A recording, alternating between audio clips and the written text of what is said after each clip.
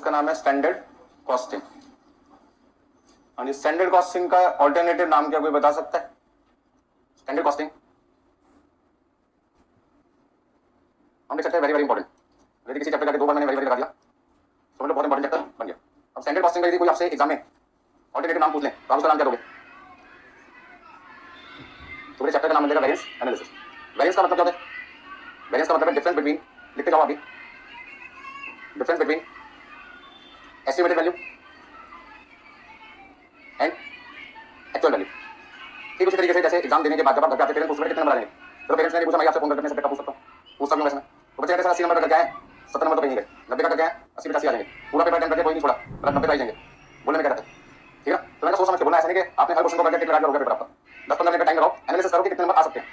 ठीक है, तो बच्चे ने मुझे बताया कि सर 100 नंबर का पूरा पेपर मैंने कर लिया और मुझे लगता है 80 तो आने आने, तो 80 नंबर कौन सी वैल्यू है? एक्चुअली एस्टिमेटेड, एस्टिमेटेड 2 महीने 2.5 महीने बाद जो भी पीरियड होता है रिजल्ट आने का, तो रिजल्ट आएगा और मार्कशीट आपके हाथ में होगी, वहां पे जो रिजल्ट डिस्प्ले होगा कौन सा होगा? एक्चुअल। एक्चुअल में मेरे पास बच्चे के आए थे 75, एस्टिमेशन कितना था? 80 का। इस तरह 5 नंबर के कम हो गए, फायदा उसका नुकसान है? नुकसान। उसका मतलब क्या हुआ, जितना आपने एक्सपेक्ट किया था उससे मार्क्स कम हो गए, तो जितने मार्क्स आपके कम हो गए आपके लॉस है। अब बच्चा कॉन्फिडेंट है कि मेरे 80 से कम आने नहीं चाहिए, तो इंस्टीट्यूट की तरफ से रिजल्ट आने के बाद में बहुत सारे ऑप्शन आते हैं, आप अपना रिवीजन करा सकते हैं, मार्क्स जो मार्क्स हैं उनको रीचेक करवा सकते हैं, आंसर शीट मंगवा सकते हैं। तो बच्चे ने अपनी आंसर शीट मंगा ली चेक करने के लिए कि किसी भी कीमत पे 80 से कम होने नहीं चाहिए, और आए कितने 75 मार्क्स। तो 5 नंबर मेरे कहां कट गए मैं सोच रहा था, वो 5 नंबर उसके कम हो गए, कट गए, रिड्यूस हो गए, उसकी वजह ढूंढनी है मुझे, उसे क्या कहते हैं? एनालिसिस। एनालिसिस में मुझे क्या करना है? रीजन ढूंढना है क्यों ये डिफरेंस आया। अब आने 80 चाहिए थे, 75 आ गए, 80 आने थे, 82 85 आ गए, ऐसा क्यों हुआ? ज्यादा भी हो सकता है कम भी हो सकते हैं, तो कम हो गए तो क्यों कम हो गए, ज्यादा हो गए तो क्यों ज्यादा हो गए। इन सबका यदि हम डिटेल एनालाइज करें तो पहला पॉइंट है कि वेरिएंस का मतलब क्या डिफरेंस, और एनालिसिस का मतलब डिफरेंस है, इसके रीजन आपको क्या करने ढूंढने, क्यों ढूंढने, क्यों ढूंढना चाहते हैं? क्योंकि हम काम किसके लिए करते हैं? कंपनी के लिए। तो मैनेजमेंट को हमें समझाना पड़ेगा कि जैसा हमने सोचा था जैसा हुआ है उसके बीच में कोई डिफरेंस आता है तो डिफरेंस क्यों आया, और वो डिफरेंस कंपनी के फायदेमंद है या कंपनी के लिए नुकसान। तो उसका जो वेरिएंस है वो 2 तरीके का हो सकता है, या तो आपके लिए प्रॉफिट होगा या आपके लिए क्या होगा, लॉस होगा। अब जैसे हमने कहा 80 नंबर आने थे, 75 75 नंबर आए, 5 नंबर आपके लिए फायदा नुकसान है, नुकसान का लॉस हो गया ना। तो लॉस को हम यहाँ पे किस नाम से शो करते हैं? एडवर्स के नाम से शो करते हैं। और मान लो यहाँ पर आपके आने थे 80 मार्क्स, आगे 83 84 85 82 81, जितने भी मार्क्स 80 से अब आ रहे हैं आपके लिए फायदा, आपकी सोच से ज्यादा नंबर आ गया ना, तो प्रॉफिट को क्या कहते हैं? फेवरेबल। तो फायदा प्रॉफिट है, नुकसान आपके लिए एडवर्स है। तो यहाँ पे हम प्रॉफिट लॉस नहीं बोलते, हम क्या बोलते हैं? फेवरेबल और एडवर्स। कंपनी के फायदेमंद है तो फेवरेबल है, कंपनी के लिए नुकसान है तो वो एडवर्स है। और आपके मार्क्स जितने अपने एस्टिमेट से कम आएंगे तो आप क्या बोलोगे? सर रिजल्ट एडवर्स रहा, मतलब कम नंबर है। आपने कहा फेवरेबल, जितना मैंने सोचा था उससे ज्यादा आगे, बाकी रिजल्ट करेगा फेवरेबल। तो इस चैप्टर में आंसर प्लस माइनस में नहीं देते, इस चैप्टर में आंसर किसमें देंगे? एडवर्स में या फिर फेवरेबल। बस समझ में आ गया? कोई सामान 100 रुपये में बनना था, आपने 90 रुपये में बना लिया, सोच के बोलना फायदा नुकसान है। फायदा 90 रुपये में बना लिया, वो सामान को 100 रुपये में बनना था, 10 रुपये की कॉस्ट क्या होगी? पैसा कम लगना फायदा नुकसान है, पैसे का कम लगना फायदा नुकसान है। क्या बोलोगे? 10 रुपये का क्या हुआ? फायदा हुआ मतलब फेवरेबल। पॉइंट ये कि 10 रुपये कम क्यों लगे, बता सकते हो? जिस काम को करने में 100 रुपये खर्च होते हैं उस काम को करने में 90 रुपये खर्च होते हैं, 10 रुपये कम लगे आपकी जेब से, तो 10 रुपये क्यों कम लगे? उसकी बहुत सारी वजह हो सकती है। पहला मटेरियल सस्ता मिल गया, दूसरी वजह मटेरियल की वेस्टेज करने क्या किया, पिछली बार के मुकाबले इस बार क्या किया, कम किया। जो वर्कर है वो एफिशिएंटली काम करते हैं, ज्यादा समय लेते हैं पहले, अब उसी काम को करने में समय क्या ले रहे हैं, तो लेबर कॉस्ट क्या रहेगी, ओवरहेड कॉस्ट क्या रहेगी। एग्जांपल को समझो, एक मैं देता हूं, मान लो एक क्वेश्चन कराने में मुझे आधे घंटे का समय लगता है, तो ये प्रोजेक्टर कितनी देर यूज होगा? आधे घंटे। ये रूम उस क्वेश्चन को कराने में कितनी देर यूज होगा? इलेक्ट्रिसिटी का बिल उस क्वेश्चन को कराने में कितना लगेगा? जिस चेयर पे बैठे हुए उस चेयर का डेप्रिसिएशन उस क्वेश्चन पे आपके लिए कितना होगा? आधे घंटे का। ये सारी कॉस्ट कौन सी है? मटेरियल कॉस्ट है, लेबर कॉस्ट है या ओवरहेड कॉस्ट है? जो एग्जांपल मैंने दिया आपके सामने, प्रोजेक्टर का डेप्रिसिएशन ओवरहेड कॉस्ट है, रूम का रेंट ओवरहेड कॉस्ट है, इलेक्ट्रिसिटी का बिल ओवरहेड कॉस्ट है, चेयर का डेप्रिसिएशन, कंप्यूटर जिसका यूज करके मैं आपको पढ़ा हूं ओवरहेड कॉस्ट है। बस समझ आ गया? तो ये ओवरहेड कॉस्ट उस क्वेश्चन को कराने में कितना लगना था? आधे घंटे। मान लो 1 घंटे की कॉस्ट 100 रुपये, ओवरहेड का 1 घंटे का खर्चा कितना है? 100 रुपये, और आधे घंटे का कितना होगा? 50 रुपये। दोस्तों मेरा खर्चा कितना आना चाहिए उस क्वेश्चन को सॉल्व कराने में ओवरहेड का? 30 मिनट्स का 1 घंटे की कॉस्ट है 100 रुपये, तो आधे घंटे की कॉस्ट क्योंकि 50 रुपये आसानी थी। मान लो आप सारी चीजें जल्दी समझ जाते हैं, मैं सोचा था नॉर्मल तरीके से समझाऊंगा 30 मिनट का क्वेश्चन होगा, बट आप एक्स्ट्राऑर्डिनरी स्टूडेंट निकले, सारे होशियार बच्चे निकले, एजम्पशन है मेरी, तो वो काम मैंने 25 मिनट में करा लिया। अब आप ये बताओ क्वेश्चन में 30 मिनट लगने थे, आपने क्वेश्चन को मुझसे कितनी देर में करा लिया? 25 मिनट में करा लिया। जैसे जैसे मैं करता गया आप भी जवाब देते गए, तो मेरा काम 30 मिनट का 25 मिनट में होगा। रूम का रेंट 5 मिनट उस क्वेश्चन में क्या लगा, इलेक्ट्रिसिटी का बिल उस क्वेश्चन में 5 मिनट कम लगा, डेप्रिसिएशन का खर्चा उस क्वेश्चन में 5 मिनट का कम लगा, तो 5 मिनट की मेरी कॉस्ट क्या होगी? सेव होगी ना। यदि 1 घंटे का खर्चा 100 रुपये था, 100 रुपये का खर्चा 1 घंटे का था, 1 घंटे में कितने मिनट होते हैं, और मैंने वो काम 25 मिनट में कर दिया, तो मेरे कितने रुपए आने थे? 41.67। जबकि मैंने क्या सोचा हुआ था, तो मैं इस क्वेश्चन को आज कितनी देर में कंप्लीट करूंगा? शुरू करने से पहले माइंड में क्या था कि 30 मिनट में क्वेश्चन कंप्लीट कर दूंगा, मतलब कि 50 रुपए। अब जिस काम को करने में 50 रुपए लगने थे, आपने एफिशिएंटली काम किया, जिसकी वजह से मेरी भी क्या होगी, एफिशिएंसी बढ़ गई। कई बच्चे ऐसे भी होते हैं, कई बार ऐसे बैठने जाते हैं जहां पे बच्चे कुछ पढ़ना ही नहीं चाहते, सारी कैलकुलेशन मुझे करके दिखानी होती है, तो उस केस में मेरा टाइम 30 मिनट के 35 से 40 मिनट हो सकता है। कुछ ऐसे भी होते हैं जहां पे बच्चे मेरे लिखने से पहले आंसर बता देते हैं, तो मेरा टाइम क्या होगा, मुझे कैलकुलेशन नहीं करनी पड़ेगी, आप बोलते रहोगे मैं फटाफट से लिखता रहूंगा, तो मेरा टाइम 30 मिनट से क्या हो सकता है, कम भी हो सकता है ना, 25 मिनट हो सकते हैं। तो मान लो आप एफिशिएंट बैच के स्टूडेंट हैं, तारीफ तो करनी पड़ेगी ना, है या नहीं है? कैसे बोल दिया मैंने, पता चल जाएगा आपकी क्लास में। अब आप ये बताओ कितने रुपए का फायदा हो गया? 8.33। आप इसे क्या नाम दोगे, फेवरेबल या एडवर्स? फेवरेबल। फेवरेबल क्यों हुआ, फायदा क्यों हुआ, ऐसा क्यों बच रहा है? ये तो ढूंढना है, ये तो एनालिसिस करके दिखानी है मैनेजमेंट को। मैनेजमेंट का डिफरेंस तो कोई भी बच्चा निकाल लेगा, 8 क्लास के बच्चे के सामने 2 वैल्यू का डिफरेंस निकालो, वो बता देगा, वो क्या नहीं बता पाएगा आपको, रीजन, वो रीजन आपको बताना है। तो आप एक बात बताइए, 30 मिनट का काम 25 मिनट में होने की वजह से सेविंग इन टाइम कितना हो गया? 5 मिनट हो गया ना, और 5 मिनट की लेबर कॉस्ट कितने रुपए बच गए?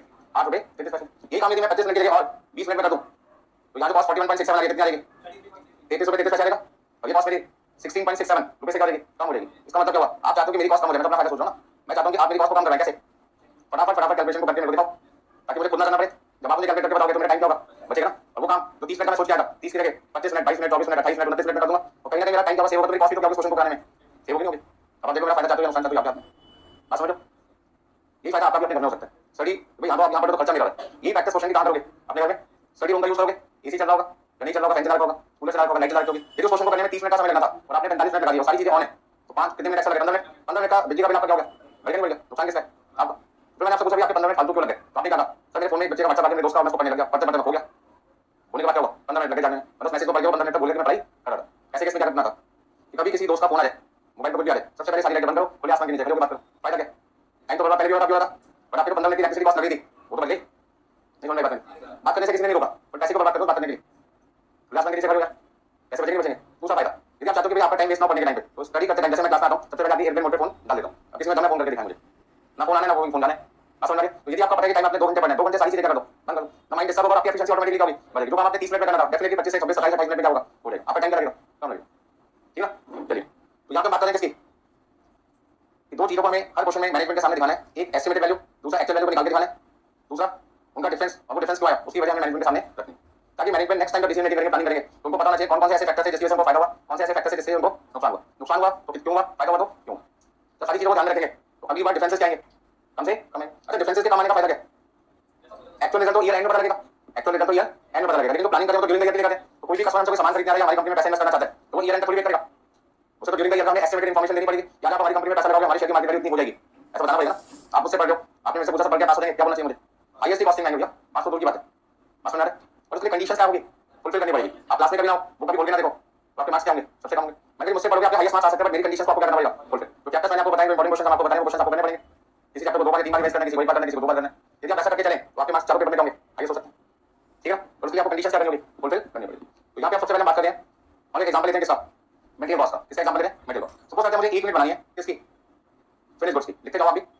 यदि मैं फिनिश गुड्स की 1 मिनट बनाना चाहता हूं तो सबसे पहले मुझे 2 तरीके की कॉस्ट चाहिए। एक मुझे चाहिए एस्टिमेटेड मटेरियल कॉस्ट, और दूसरा मुझे कौन सी कॉस्ट चाहिए? एक बात बताइए मुझे, एस्टिमेटेड मटेरियल कॉस्ट हम कैसे कंप्यूट करते होंगे? क्या आपको सपना आएगा या फिर हमने कोई तरीका ढूंढना होगा? कोई ना कोई तो मेथड होगा ना, टेक्निक होगी, कोई तरीका होगा जिसका यूज करके हम एस्टिमेटेड कॉस्ट निकालते हैं। ये तो मैंने तो वो बोल देते हैं। क्या लगता है आपको? एक कंपनी जिसका नाम मान लीजिए एक्स वाई जेड लिमिटेड है, उस कंपनी में मटेरियल का खर्चा 1 मिनट बनाने में कितना लगेगा? कैसे पता लगा होगा? ये आंसर हमने किससे मांगा? Cost and management accountant CM से। तो सीएम सबसे पहले क्या करते हैं? एक्स वाई जेड लिमिटेड से बोलते हैं आपकी फैक्ट्री कहां पे है, मुझे वहां पे जाना है। हमने क्या करोगे फैक्ट्री में जाके? बोलते फैक्ट्री में जाके सबसे पहले हम किससे मुलाकात करेंगे? वर्कर से, क्योंकि प्रोडक्शन कौन कर रहा है? तो वर्कर ही हमें बता सकता है कि पिछली बार काम करने में उसने कितना मटेरियल यूज किया था। पिछली बार का एक्चुअल अगली बार क्या बनेगा? एस्टिमेशन बनेगा ना कि पिछली बार एक काम को करने में, फिनिश गुड्स की 1 मिनट बनाने में हमने जो मटेरियल लगाया था वो लगाया था 5 किलोग्राम। कितना लगाया था? और 1 किलोग्राम मटेरियल हमें परचेज मैनेजर बता दिया कितने का मिलता है? 100 रुपये पर किलोग्राम। तो परचेज मैनेजर का काम क्या है? वो बताता है कि मटेरियल आपने किस प्राइस पे परचेज किया। और वर्कर आपको क्या बताता है? 1 मिनट बनाने में फिनिश गुड्स की मटेरियल कितना लगा था लास्ट टाइम। तो पिछली बार का एक्चुअल अगली बार क्या करेगा? एस्टिमेशन हो जाएगा। तो किसी काम को करने में आपने 25 मिनट का समय लिया, तो उस बार का एक्चुअल था। अगली बार मैं यदि वही सेम काम आपसे दोबारा करूंगा, डॉक्टर होगा, कितना समय लगेगा? 25 मिनट में हो जाएगा। 25 मिनट में हो जाएगा। हो सकता है 25 से ज्यादा लगे, हो सकता है 25 से कम लगे। यदि उस काम को करते टाइम कोई आपको तंग करने लगे, डिस्टर्ब करने लगे, हो सकता है आपका टाइम 25 से 30 मिनट 35 मिनट 40 मिनट होते हैं। सपोज करते हैं आप किसी क्वेश्चन को स्टार्ट करते हैं, एकदम अचानक लाइट चली जाए, क्या होगा? यदि लाइट 5 मिनट बाद आती है तो 5 मिनट आपके क्या हो गए? वेस्ट हो गए। तो अगर इन्वर्टर लगा हुआ था लेकिन इन्वर्टर की बाई चांस आपने टाइम पे मेंटेनेंस नहीं की और वो इन्वर्टर बंद हो गया, क्या हुआ? उसका जितनी देर लाइट नहीं आई उतनी देर आपका टाइम क्या होगा? वेस्ट होगा। उसी तरीके से फैक्ट्री के अंदर वर्कर काम करने आए और मशीन चलते चलते ब्रेकडाउन हो जाए, खराब हो जाए, तो वर्कर का टाइम तो वेस्ट हो गया, आपके मशीन का टाइम भी क्या हो गया? वेस्ट हो गया। तो इससे आपकी कॉस्ट क्या होगी? बढ़ेगी। तो यदि मशीन खराब ना होती तो वर्कर लगातार प्रोडक्शन करता ना, तो आपका टाइम क्या होता? सेव होता। दूसरा, ईयर एंड में उसी काम को करने में पता लगा मटेरियल वर्कर ने कितना इस्तेमाल कर दिया, 5 किलोग्राम की जगह 6 किलोग्राम, और 1 किलोग्राम मटेरियल आपने 100 रुपये का खरीदा था। तो आप एक बात बताइए, मटेरियल का खर्चा आना कितना था? 1 मिनट बनाने में फिनिश गुड्स के 500 रुपये, और आपके लग कितने गए? 600 रुपये। कहीं ना कहीं 500 रुपये वाला काम यदि 600 रुपये में होगा तो मैनेजमेंट को 100 रुपये का फायदा हुआ, नुकसान हुआ? क्या कहते हो? अरे 500 रुपये वाली चीज 600 रुपये में बन रही है, 100 रुपये आपके एक्स्ट्रा लगे, कम लगे? एक्स्ट्रा लगे। यदि पैसा किसी काम को करने में ज्यादा आपकी देर से जाता है तो आपके लिए क्या नुकसान है ना, लॉस हो गया। तो डिफरेंस आपके पास में आ गया 100 रुपये। अब मुझे नहीं समझ आ रहा कि 100 रुपये के डिफरेंस को मैं क्या नाम दूं और कैसे इसको प्रेजेंट करूं। इसमें 2 बात आ गई। डिफरेंस तो निकाल लिया मैंने, एस्टिमेटेड वैल्यू को एक्चुअल वैल्यू से क्या किया? कंपेयर किया, कितने रुपये का डिफरेंस दिखाई दिया? 100 रुपये का। अब 100 रुपये का नाम क्या रखूं मैं इसको? ये बस तो वैल्यू हो गई, नाम क्या रखें? नाम क्या रखें? क्या नाम रखें इसका? ये तो कॉस्ट वेरिएंस आ गया ना। कौन सी कॉस्ट की बात चल रही थी यहाँ पर? Material cost. तो मटेरियल कॉस्ट वेरिएंस कितना आपके पास में? 100 रुपये का। तो आप इसे कह सकते हैं 100 रुपये का डिफरेंस आ गया मटेरियल कॉस्ट में। जिस काम को करने में 500 रुपये लगने थे, उस काम को करने में मटेरियल कितने का? 600 रुपये का। तो आप कह सकते हैं मटेरियल कॉस्ट वेरिएंस, एमसीवी का मतलब हो गया मटेरियल कॉस्ट वेरिएंस। कितने रुपये? 100 रुपये। और आगे क्या लिखोगे?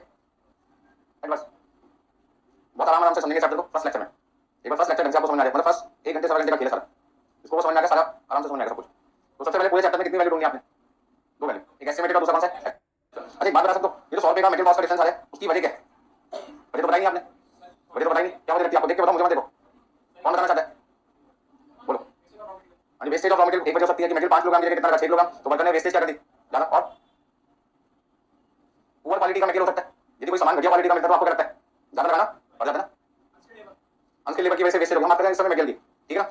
यदि वेस्टेज की बात करें, वेस्टेज 5 किलोग्राम की जगह 6 किलोग्राम, 1 किलोग्राम वेस्टेज बढ़ रहा है, तो वेस्टेज बढ़ने का मतलब क्या हुआ? वर्कर अनस्किल्ड है, तो एक ही बात होगी वो, ठीक है ना। अब एक बात को दो बार बोलेंगे तो एक ही बात मानी जाएगी वो, बात समझ में आ रही है? तो पहला पॉइंट क्या हो गया? पुअर क्वालिटी का मटेरियल हो सकता है। पुअर क्वालिटी का मतलब क्या है? जो क्वालिटी हमें दिखाई थी दुकानदार ने वो भेजी नहीं, उसने घटिया क्वालिटी का मटेरियल भेज दिया। घटिया क्वालिटी का मटेरियल का नतीजा क्या हुआ? सामान क्या लगेगा ज्यादा। फर्नीचर बनाते टाइम मजबूती देने के लिए हम क्या यूज करते हैं? फेविकॉल का यूज करते हैं, साथ में नेल स्टील का यूज करते हैं। यदि कील घटिया क्वालिटी होगी तो ठोक के टाइम फटाफट से मुड़ जाएगी, मुड़ने पर क्या होगा? एक तो वर्कर का टाइम वेस्ट होगा मुड़ी हुई कील को वापस निकालने में, और कील जो खरीदी है उसके भी तो पैसे क्या हो गए? बर्बाद हो गए। तो यदि पुअर क्वालिटी का सामान खरीद के आप लगाओगे तो उससे क्या होगा? मटेरियल की तो वेस्टेज होगी, साथ में टाइम भी क्या होगा? खराब होगा, ज्यादा समय में काम कराने पर कॉस्ट क्या होगी?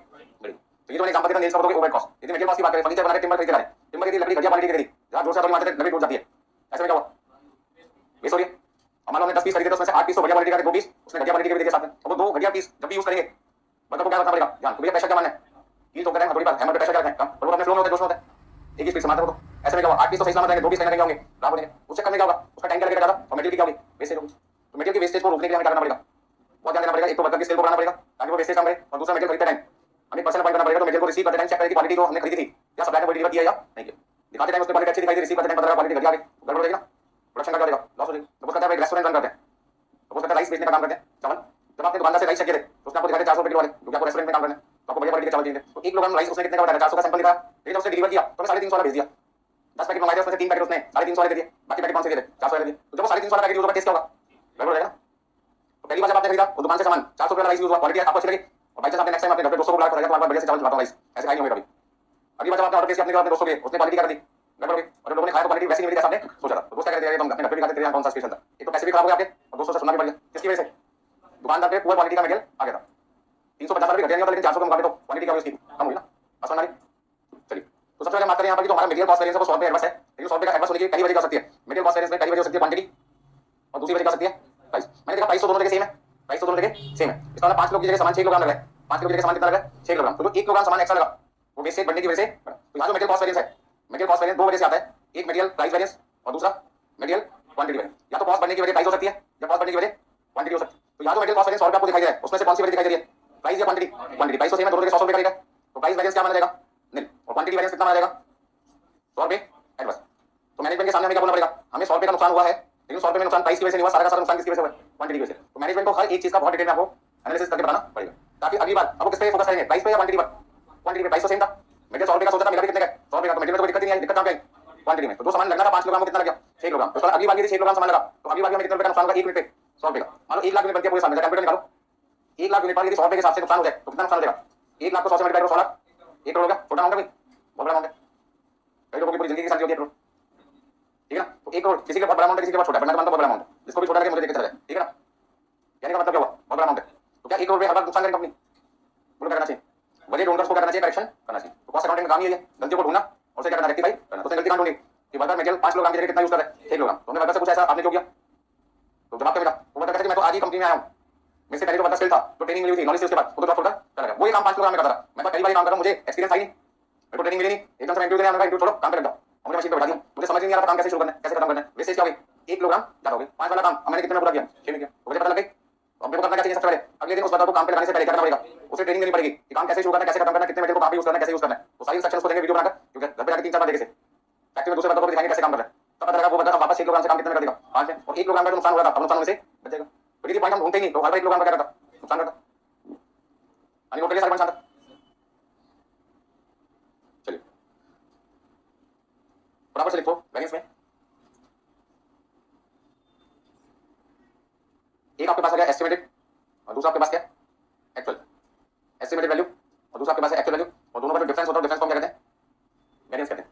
दोनों के डिफरेंस को क्या कहते हैं? वेरिएंस।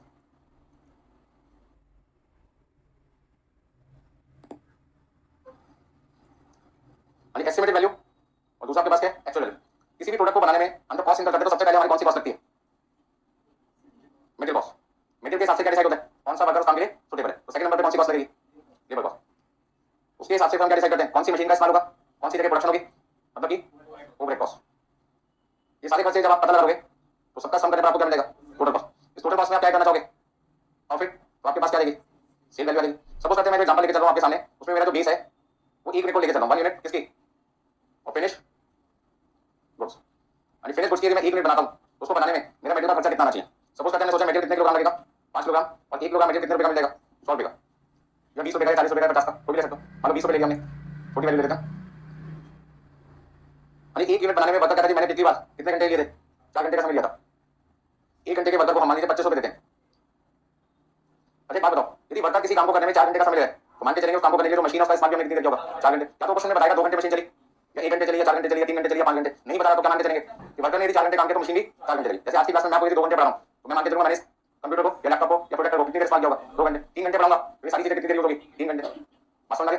या तो मुझे दोनों का टाइम बताया जाएगा, किसका, मशीन का टाइम भी और वर्कर का टाइम भी। या तो क्वेश्चन में अलग अलग होगा तो मेंशन होगा, यदि मेंशन नहीं है तो बाय डिफॉल्ट क्या मान के चलना पड़ेगा कि मशीन का टाइम किसके टाइम के बराबर है, वर्कर के टाइम के बराबर। यदि लेबर का टाइम 4 घंटे है तो मान के चलते हैं इस एग्जांपल में मशीन भी हमने उस काम को करने में कितनी देर चलाई थी, 4 घंटे, और 1 घंटे का खर्चा हमारा 20 रुपए आता है ओवरहेड का। मतलब फैक्ट्री में 1 घंटे मशीन के चलने पर उस फैक्ट्री का खर्चा 1 घंटे का कितना था, 20 रुपए, तो 4 घंटे चलने का कितना आएगा, 80 रुपए। जल्दी बताओ कितना कितना लिखूं, 100 रुपए, 100 रुपए, 80 रुपए। हमने टोटल खर्चा कितना आना चाहिए, 280 रुपए आना चाहिए किसको बनाने में, फिनिश गुड्स की 1 मिनट बनाने में। क्या ऐसा हुआ एक्चुअल में, मान लो हमने अपना प्रोडक्ट डिसाइड करके कितने में बेचेंगे, 340 में बेचेंगे। हमने डिसाइड करके हम प्रॉफिट कितना चाहते हैं यूनिट पे, 60 रुपए। एस्टिमेटेड का मतलब है पिछली बार हमारा जो सामान बना था वो कितने रुपए में बना था, 280 रुपए में, जिसमें मटेरियल 100 रुपए का लगा था, लेबर की कॉस्ट भी 100 रुपए आई थी, और ओवरहेड का खर्चा कितना लगा था, 80। पिछली बार का एक्चुअल ध्यान रखना, पिछली बार का एक्चुअल अगली बार के लिए क्या बन जाता है, एस्टिमेशन बन जाता है। तो एस्टिमेटेड वैल्यू कहां से ढूंढ के लाते हैं, पिछली बार का एक्चुअल डेटा ढूंढ के लाते हैं। कहां से, फैक्ट्री में जाके वर्कर से पूछे। अब 280 रुपए हमारी कॉस्ट है, 60 रुपए में प्रॉफिट जाते हैं, हम अपना प्रोडक्ट कस्टमर को कितने का बताएंगे, 340 का। एक्चुअल में क्या हुआ, एक्चुअल में क्या हुआ, क्या ये काम इतने में हो गया होगा, इससे कम सामान लगा होगा, इससे ज्यादा लगा होगा। तो मान के चलते 5 किलोग्राम के लिए सामान कितना लगा, 6 किलोग्राम, और 1 किलोग्राम मटेरियल तो 20 रुपए का मिलना चाहिए था। सप्लायर ने प्राइस क्या कर दिया, बढ़ा कर दिया, और हमारा काम कितने रुपए में हुआ वो पता लगाना पड़ेगा। वर्कर ने 4 घंटे की जगह सपोज करते 5 घंटे का समय ले लिया। जब वर्कर यदि 5 घंटे में काम पूरा करेगा तो मान के चलेंगे मशीन की कितनी देर चलेगी, 5 घंटे। अच्छा रेट में कोई फर्क नहीं है, वर्कर से बात हो गई थी 25 रुपए देंगे 1 घंटे के, और ओवरहेड का खर्चा 1 घंटे का पहले कितना था, 20, अभी कितना है 30। अब बताओ कॉस्ट कितनी है, यानी 126 रुपए, 125 रुपए, 100 रुपए, और टोटल कितना लिखो जल्दी बताओ, 351, 351 रुपए। अच्छा जो प्रोडक्ट हमने कस्टमर को बेचा है वो 360 रुपए का बेचा है। हमने सोचा था बेचेंगे कितने, 340 में, बट इस साल प्रोडक्शन के टाइम हमें पता लगा हमारी कॉस्ट बढ़ रही है, तो हमने अपने प्रोडक्ट की सेलिंग प्राइस 340 के लिए कस्टमर को कितनी में दी, 360 में। अब मेरा प्रॉफिट कितना है, 9 रुपए। अब आप सोचो कि मैंने प्रॉफिट सोचा था 60 रुपए का होगा, बट प्रॉफिट कितने रुपए का हुआ, 9 रुपए का। प्रॉफिट कम हुआ ज्यादा हुआ, कितने रुपए का कम हुआ, कितने रुपए प्रॉफिट कम हुआ, 51 रुपए का प्रॉफिट कम हुआ। प्रॉफिट का कम होना फायदा नुकसान है, नुकसान है, नुकसान को क्या कहते हैं। तो आप यहाँ पे ऐसा कह सकते हैं कि आपको यदि फायदा दिखाई दे रहा है तो आपके लिए फेवरेबल है। फेवरेबल को शॉर्ट में मैंने किससे नोट कर दिया, ऐसे आपको एग्जाम में कोई शॉर्टकट यूज नहीं करना, पूरा पूरा लिखना है, फेवरेबल मतलब पूरा फेवरेबल लिखना है। यहाँ मेरे पास अभी जगह कम थी इसलिए मैंने शॉर्ट में ए लिख दिया। लॉस का मतलब क्या है, या आपको नुकसान हो रहा है, नुकसान को आप लॉस के नाम से ना लिखिए, किसके नाम से लिखेंगे, या तो अनफेवरेबल, या तो अनफेवरेबल, या फिर 51 रुपए का नुकसान मैनेजमेंट को हो गया 1 यूनिट पर। मान लो 1 लाख यूनिट बनाकर बेची हमने, कितने लाख रुपए का नुकसान हो गया, 1 यूनिट पे 51 रुपए का नुकसान हो गया। आपको लगता है 51 तो कुछ भी नहीं होता, पर ये नुकसान से किसका है, 1 यूनिट का। और पूरे साल में 1 लाख यूनिट बनाकर बेची तो 1 लाख यूनिट पे 51 रुपए के हिसाब से कितने लाख का नुकसान हो गया, 51 लाख का नुकसान होगा। क्या ये छोटा अमाउंट है, नहीं। वैसे में कंपनी ने कॉस्ट अकाउंटिंग में पॉइंट किया, उसको बोला तो क्या हमें बताओ 51 लाख का नुकसान हमें क्यों हुआ। उसने कहा कि मुझे फैक्ट्री में जाने दो, सारी इन्फॉर्मेशन मैं कलेक्ट करूंगा एस्टिमेटेड बेसिस पे, तो चार्टेड अकाउंटेंट से बात करूंगा, सारे खर्चे कौन से बेसिस पे मिलेंगे, एक्चुअल बेसिस पे कंपेयर करके मैं आपको बताऊंगा कितना नुकसान किसकी वजह से हुआ। तो सबसे पहला नुकसान उन्होंने बताया जिस काम को करने में मटेरियल का 100 रुपए लगना था, उसी काम को करने में मटेरियल कितने रुपए का लग गया, 126 रुपए का। इसका 51 रुपए में पहला नुकसान किसकी वजह से हुआ, मटेरियल 100 रुपए की जगह 126 रुपए का लग गया, 26 रुपए ज्यादा लग गया। तो 26 रुपए का मटेरियल ज्यादा लगने पर 26 रुपए आपके लिए क्या फायदा नुकसान, क्या लिखना है, एडवांस अपने आप ही बोलो, एडवांस या 100 के लेबर का लगना था 125 रुपए लगा, 25 रुपए क्या बोलूं, एडवांस बोलूंगा। ओवरहेड का खर्चा 80 रुपए लगना था, 100 रुपए लग गया, 20 रुपए एडवांस। इतना कॉस्ट के बढ़ने की वजह से, कॉस्ट के बढ़ने की वजह से, कॉस्ट के बढ़ने की वजह से मुझे कितना नुकसान हुआ टोटल में, 71 का। अब नुकसान कॉस्ट के बढ़ने की वजह से 71 हुआ, लेकिन हम तो 51 बता रहे हैं। ऐसा क्यों हुआ कि नुकसान कम हो गया, हमने अपने प्रोडक्ट की सेलिंग प्राइस क्या कर दी, बढ़ा दी। कॉस्ट के बढ़ते हुए, कॉस्ट को बढ़ते हुए ध्यान में रखते हुए हमने क्या किया, अपनी सेलिंग प्राइस भी बढ़ाई। वर्कर ने कहा खर्चा बढ़ रहा है, मैंने का प्राइस बढ़ा दो, बट खर्चा बढ़ा 71 रुपए, लेकिन प्राइस से हमने कितनी बढ़ाई, 20 रुपए। तो 20 रुपए का तो फायदा हुआ, जो सामान आपको 340 का बेचना था वो सामान आपने 360 का बेचा, कस्टमर से 20 रुपए का मिले, ज्यादा मिले, कस्टमर से पैसा ज्यादा लेना आपके फायदा, फायदे को क्या कहते हैं, फेवरेबल। अब फायदा हुआ 20 रुपए का, नुकसान हुआ 71 रुपए का, 71 का। तो लॉस अभी भी कितना रहेगा, 51 का। तो मैनेजमेंट के सामने हमने क्या प्रेजेंटेशन रखी कि 51 रुपीस का जो लॉस होता है पर यूनिट, उसमें 71 रुपीस का लॉस का जिम्मेदार कौन है, कॉस्ट का बढ़ना। उस लॉस को हमने रिकवर करने की कोशिश भी की सेलिंग प्राइस को बढ़ाकर, पर मार्केट में टफ कंपटीशन होने की वजह से हम अपनी प्रोडक्ट की सेलिंग प्राइस केवल कितने रुपए बढ़ा पाए, 20 रुपए। मैं तो चाहता था सीधा सीधा 100 रुपए सेलिंग प्राइस बढ़ा दूं, बढ़ा पाऊंगा, फिर मार्केट में और भी तो लोग बैठे हमारे जैसे जो हमारा काम करें, हमारे जैसा प्रोडक्ट बना दें, तो उनको ध्यान में रखते हुए हम अपने प्रोडक्ट की सेलिंग प्राइस एक लिमिट तक क्या कर सकते हैं, इंक्रीज कर सकते हैं, उससे ज्यादा नहीं कर सकते। तो ऐसे में से 20 रुपए बढ़ा पाए, तो 71 रुपीस के लॉस में केवल मैं कितने रुपए लॉस सेलिंग प्राइस बढ़ाकर रिकवर कर पाया, 20 रुपए। तो लॉस अभी भी कितना रिकवर नहीं कर पाया, 51 रुपए।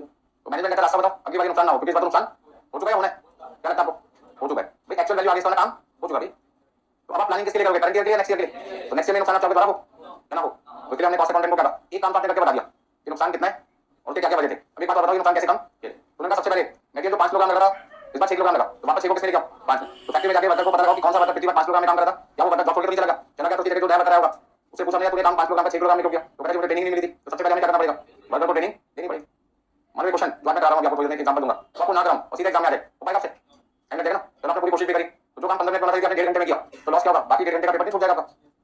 मार्क्स करेंगे कम हो जाएंगे, कितने कम हो जाएंगे 40 भी कम आएंगे, 1 घंटा बढ़ने के चांसेस हैं ज्यादा होगी ना। तो क्या चाहोगे ऐसा करो, कोई भी नहीं चाहता, कोई भी नहीं चाहता नुकसान। तो मैनेजमेंट क्या कहती है, आपने हमें एक बात तो बता दी 51 रुपए का नुकसान है, इसका नुकसान 71 का पॉजिटिव है और उसमें से 20 रुपए का लॉस हम रिकवर कर पाए किसकी वजह से, सेलिंग प्राइस को बढ़ाकर। मतलब हमारा परमानेंट लॉस क्या कर दो, कम करो।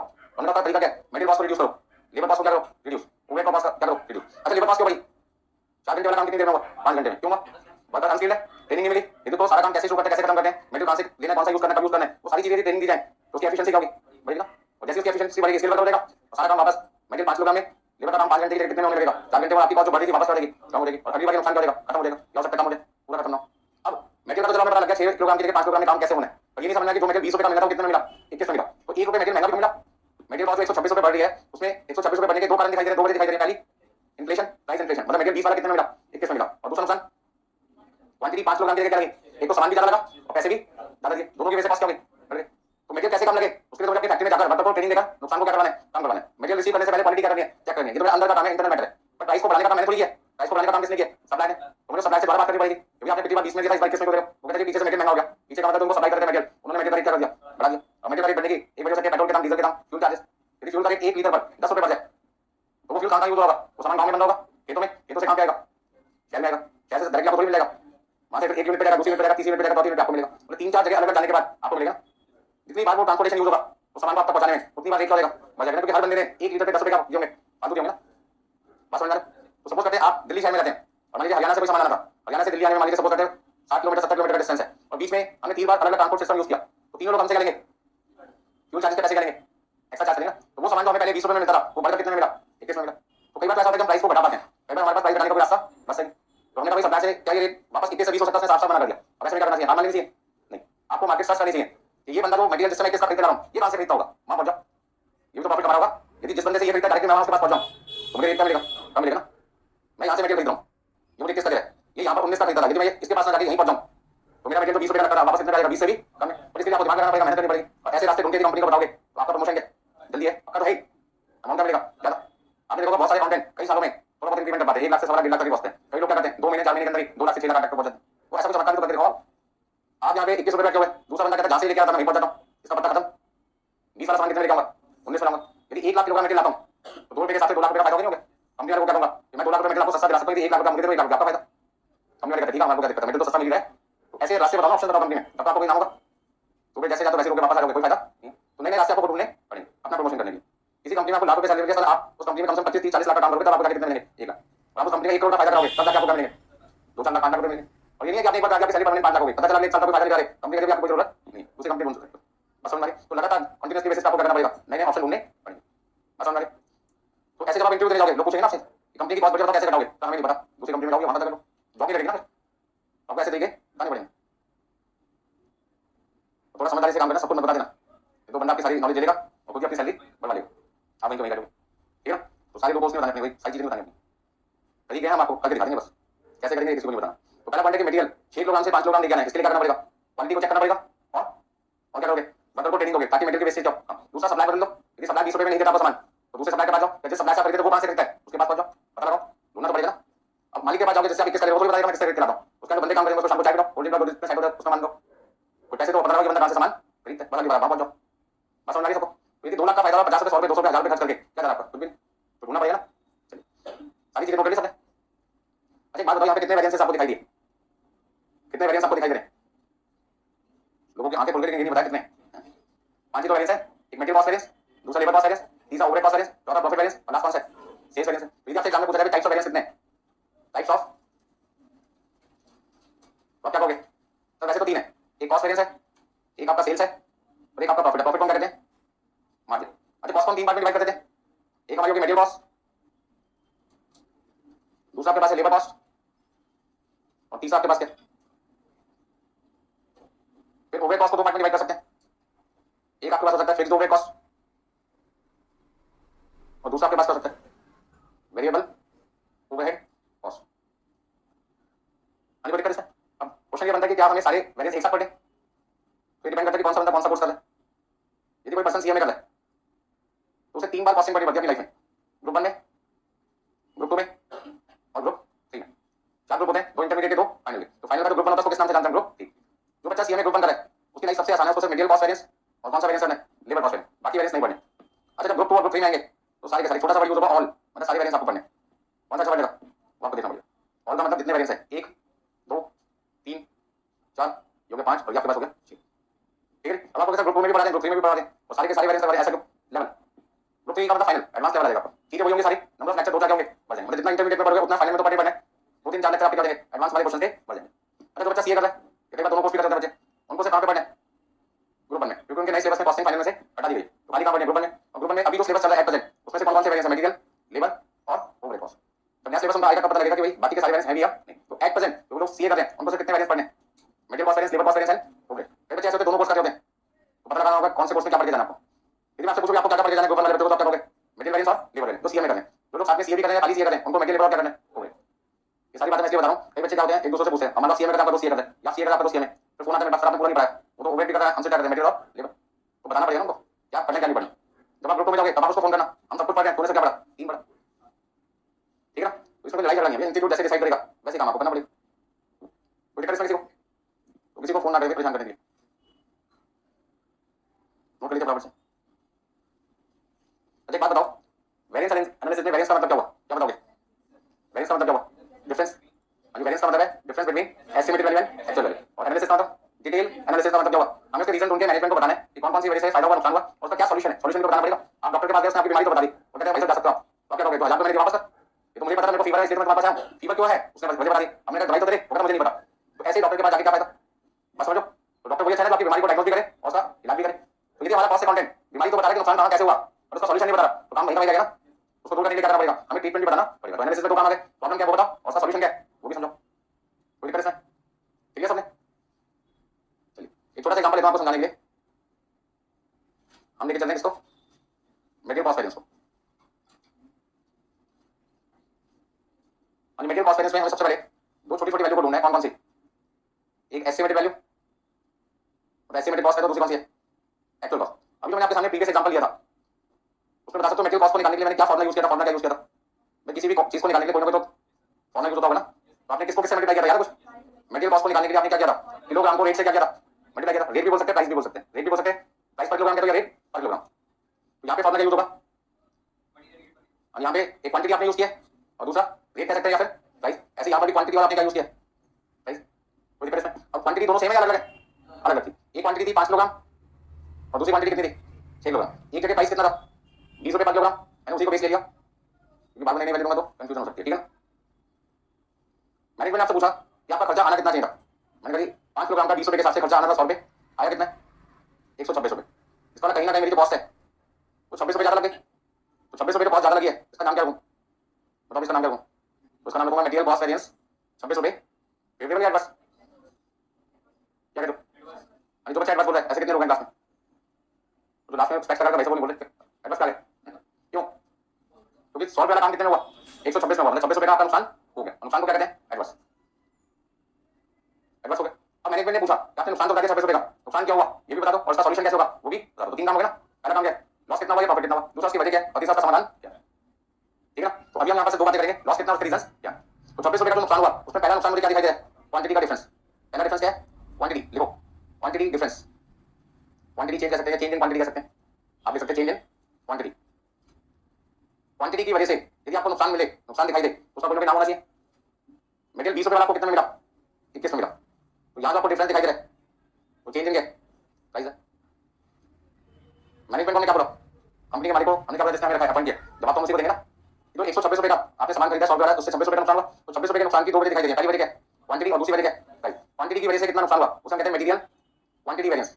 मटेरियल क्वांटिटी वेरिएंस शॉर्ट में क्या लिख सकते हैं? एमक्यू। ठीक है। प्राइस की वजह से कितना नुकसान हुआ? Material price variance. यहाँ पे हम लिखेंगे एमपी। तो सबसे पहले हमें मैनेजमेंट को क्या बताना पड़ेगा? 26 रुपये के नुकसान में कुछ नुकसान क्वांटिटी की वजह से हुआ, कुछ नुकसान किसकी वजह से हुआ? प्राइस। क्योंकि मटेरियल भी 5 किलोग्राम की जगह 6 किलोग्राम लगा और प्राइस भी 20 की जगह कितने का मिला? 21 का। तो कहीं ना कहीं नुकसान मटेरियल की वजह से, क्वांटिटी की वजह से भी हुआ और महंगा खरीदने की वजह से भी हुआ, प्राइस इन्फ्लेशन। तो कौन सा लॉस ज्यादा है, कौन सा लॉस कम है, वो आपको ढूंढना पड़ेगा। ठीक है, तो कैसे ढूंढते हैं वो बता देते हैं आपको।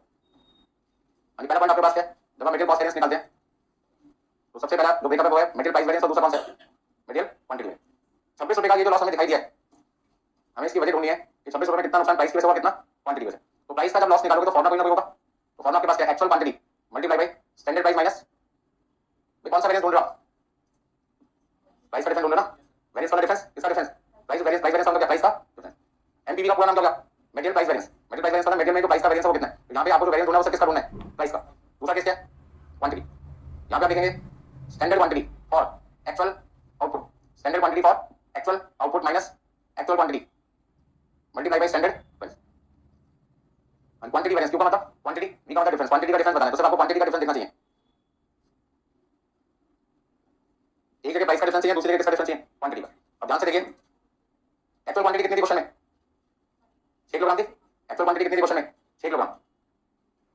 जो मटेरियल आपको 5 रुपए के कितना, 20 था, जो मटेरियल आपको 20 रुपए के हिसाब से मिला था वो मटेरियल आपने कितने रुपए के हिसाब से खरीदा।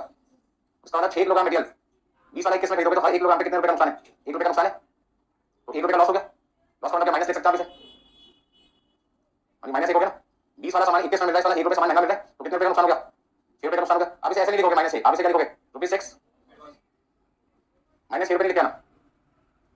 देखो डिजिट प्लस माइनस होती है, अमाउंट हमेशा क्या होता है पॉजिटिव, या तो ज्यादा पैसे लगे या कम पैसे लगे। तो माइनस 6 नहीं लिखना, क्या लिखेंगे 6 रुपए। तो मैनेजमेंट को हमने क्या समझाया कि 20 रुपए वाला सामान 21 में खरीदने पे हर 1 किलोग्राम 1 रुपए महंगा मिलेगा, मतलब हर 1 किलोग्राम पे 1 रुपए का नुकसान होगा। कितने किलोग्राम मटेरियल आपका, 6 किलोग्राम। तो यदि 6 किलोग्राम मटेरियल 1 रुपए महंगा खरीदोगे तो कितने रुपए ज्यादा पे करने पड़े, 6 रुपए आपको ज्यादा पे करने पड़े। इसका 26 रुपए के नुकसान में, 26 रुपए के नुकसान में मटेरियल प्राइस वेरिएंस की वजह से कितना नुकसान हुआ, 6 रुपए का नुकसान हुआ। तो बाकी का जो नुकसान होगा वो किसकी वजह से होगा, क्वांटिटी की वजह से। चेक कर लेते हैं, जो काम हम कर रहे हैं उसको करने में मटेरियल लगना कितना था, 5 किलोग्राम, और आपने लगाया कितना, इसका मतलब 1 किलोग्राम मटेरियल ज्यादा लग गया, माइनस 1 किलोग्राम 20 रुपए के हिसाब से कितना हो गया, माइनस 20। माइनस 20 को क्या लिखोगे, ₹20 बस। यहाँ पे आपका 20 रुपए क्या हो गया। तो मैनेजमेंट को हमने क्या समझा, 20 रुपए का नुकसान क्वांटिटी की वजह से हुआ और 6 रुपए का नुकसान प्राइस बढ़ने की वजह से हुआ। आपका टोटल नुकसान कितना है, 26 रुपए का। तो मैनेजमेंट को ज्यादा चिंता किसकी है, प्राइस की या क्वांटिटी की, क्वांटिटी। तो पहले वो किसको रिड्यूस करने की कोशिश करेंगे जहाँ पे नुकसान ज्यादा। ठीक है, हमारे जब आप छोटे थे उसमें प्राइस कम करते थे, 4 पेपर थे, 5 थे, 6 सब्जेक्ट थे, 6 सब्जेक्ट हुए, 6 में से हमारे थे आपका यूनिट टेस्ट था 20 नंबर का। फिर किसी पेपर में तो हो सकता है आपके 19 नंबर आने, किसी में हो सकता है 18 किसी में ऐसा हो सकता है 2 नंबर भी आ जाओ, किसी में हो सकता है 20 नंबर भी आ जाओ, 20 में से 20 भी आ जाए, हो सकता है किसी में आपके 6 नंबर भी आ जाए। ज्यादा टेंशन किसमें, 2 वाले में ना। उसके बाद किसमें आएगी, हमारा एक पेपर होता है उसमें आ 8 नंबर। तो सबसे ज्यादा आपको टेंशन किसमें, इसमें तो उसके बाद 6 वाले में, उस पर 8 वाले। उसी तरीके से मैनेजमेंट के सामने तो टेंशन है कि ज्यादा नुकसान किसमें, प्राइस की वजह से, क्वांटिटी की वजह से। तो पहले फोकस किसके है, क्वांटिटी। बड़ी लॉस को पहले कम करें ना, लॉस तो सारी घटा लें, लेकिन पहले ध्यान किस पे देना है, जिसमें नुकसान ज्यादा। बस समझ आ गई, बराबर से लिखोगे सारी चीजें। तो दो फॉर्मूला को ध्यान से समझते हैं, एक प्राइस वेरिएंस और दूसरा आपके पास है क्वांटिटी वेरिएंस। ठीक है सबने। तो प्राइस वेरिएंस में प्राइस का डिफरेंस लेके चलना है और क्वांटिटी वेरिएंस में से क्वांटिटी का। अब यहाँ पे जो मैंने टर्म लिखा है एसक्यू, एसक्यू का मतलब होता है स्टैंडर्ड क्वांटिटी और एक्चुअल आउटपुट, मतलब एक्चुअल आउटपुट को बनाने में कितना मटेरियल आपका इस्तेमाल होना चाहिए। तो standard quantity for actual output का मतलब क्या होता है, एक्चुअल आउटपुट को बनाने में कितना मटेरियल आपका यूज होना चाहिए था। इसे अभी बहुत डिटेल में आपको समझाऊंगा, इसका मतलब लिख लिया था सबने। चलिए आगे देखो बराबर से। देखिए अभी तक मैंने जब से आपको आज की क्लास में पढ़ाना शुरू किया तब से कह रहा हूं कि दो तरीके की वैल्यू होती है, एस्टिमेटेड और एक एक्चुअल। अभी हम कौन सा वेरिएंस शुरू कर चुके हैं, कौन सा वेरिएंस शुरू कर चुके हैं, मटेरियल कॉस्ट वेरिएंस। तो इस मटेरियल कॉस्ट वेरिएंस में हमसे क्वेश्चन में क्या पूछ रहे थे, find material cost variance, material price variance और मटेरियल क्वांटिटी वेरिएंस। ये तीन वेरिएंस हमने यहाँ पर अभी निकाल के दिखाया आपको। ठीक है ना, अब ध्यान से समझ लेते हैं और डिटेल में जाके इसको। पहली वैल्यू कौन सी थी, एस्टिमेटेड कॉस्ट। आप फटाफट से लिखना चालू कर दो। जो आपकी एस्टिमेटेड कॉस्ट है वो कितने तरीके की हो सकती है, तो उसका जवाब हमने कॉस्ट अकाउंटिंग से मांगा, क्या बताइए एस्टिमेटेड कॉस्ट कितने तरीके की हो सकते हैं। उन्होंने जवाब क्या दिया, दो। एक वो क्वांटिटी जो आपने बनाई नहीं है, अपने मन में सोच रखी है कि हम पूरे साल में इतनी क्वांटिटी बनाएंगे। ध्यान से समझना, 1 अप्रैल 2022 को मान लीजिए हमारा अकाउंटिंग ईयर शुरू होता है और हमारा अकाउंटिंग ईयर 31 मार्च 2023 को खत्म होता है। एक साल का पीरियड हो गया ना। अब 1 अप्रैल से लेकर 31 मार्च में मैं कितनी क्वांटिटी बनाऊंगा, इस क्वांटिटी को हम कहते हैं मान लो 10,000 यूनिट बनाऊंगा। तो 10,000 यूनिट को क्या नाम दूंगा, 10,000 यूनिट का नाम होगा बजटेड आउटपुट। क्या नाम होगा, बजटेड। 31 मार्च को मैं अपनी फैक्ट्री के अंदर पहुंच गया और मैंने प्रोडक्शन मैनेजर से पूछा कि 31 मार्च जिस दिन हमारा अकाउंटिंग क्लोज हो रहा है आप बता सकते हो कितनी प्रोडक्शन हुआ। उसने कहा अब तो रिजल्ट कौन सा दूंगा आपको, एक्चुअल दूंगा। उन्होंने कहा जी हमने यहाँ पर बनाई 11,000 यूनिट, कितनी बनाई है, इस 11,000 यूनिट का क्या नाम होगा, इसका नाम क्या होगा, एक्चुअल आउटपुट। कॉस्ट अकाउंटिंग कैसे है कि आप उसे एस्टिमेशन करवाना चाहते हैं किसका, 10,000 यूनिट का, तो मैं 10,000 एस्टिमेशन करके दूंगा। आप उसे 11,000 का करवाना चाहते हैं तो मैं आपको एस्टिमेशन किसका करके दूंगा, उसको एस्टिमेशन करना है हमारे कॉस्ट अकाउंटिंग में। तो आप जो क्वांटिटी बताओगे वो एस्टिमेशन बता देंगे। आप अपने घर में कोई फंक्शन रखना चाहते हैं, एग्जांपल सुन लो, तो कैटरिंग वाला पर्सन आपके पास आएगा, सबसे पहले क्या पूछेगा, कितने लोगों को आपने इनवाइट करना है। अरे क्वेश्चन सही क्या होता है, कितने लोगों को बुलाना है, क्योंकि वो उसी लोगों के हिसाब से खाना बना के लाएगा। खाना तैयार करेगा आपकी साइड पे जहाँ पे फंक्शन होगा। आपने कहा 100 लोगों को बुलाना है तो 100 लोगों की कॉस्ट बताएगा आपको। आपने कहा 500 लोगों का है तो 500 का बताएगा, 1000 बोलेगा तो 1000, 15,000 बोलेगा तो 15,000। कोई बड़ी रैली का तो मंत्री सुनते हो आप, तो वैली बड़ी होती है वहां पे तो 1000 लोग आते हैं और वहां पे आपने खाना भी खाना पानी भी पिलाना है, तो एस्टिमेशन उसके हिसाब से होगा। बड़ी पार्टी सेलिब्रेट कर रहे हो तो खास लोगों को बुलाओगे 50 और 200 लोगों को, तो उस केस में फंक्शन छोटा हो गया। बस समझ रहे? तो जो क्वांटिटी आपने कैटरिंग वालों को बताई होगी वो उसके हिसाब से आपको बॉस बताएगा खाने में क्या क्या चीज होनी चाहिए, मेनू डिसाइड होगा, कितने लोगों को बुलाना है दूसरा फैक्टर हो गया, उसके हिसाब से वो एस्टिमेशन अमाउंट बताएगा। तो मेरा क्वेश्चन आपके सामने है कि एस्टिमेटेड वैल्यू मैं कितनी बार निकालूंगा एक गिवन का, या तो क्वांटिटी बढ़ेगी बनी है बनेगी, दैट इज बजटेड आउटपुट। तो यहां मैंने एस्टिमेटेड कॉस्ट किसके लिए निकाली होगी, लिखते जाओ एस्टिमेटेड कॉस्ट किसके लिए, और बजटेड, और एक एस्टिमेटेड कॉस्ट में किसके लिए निकाल रहा हूं,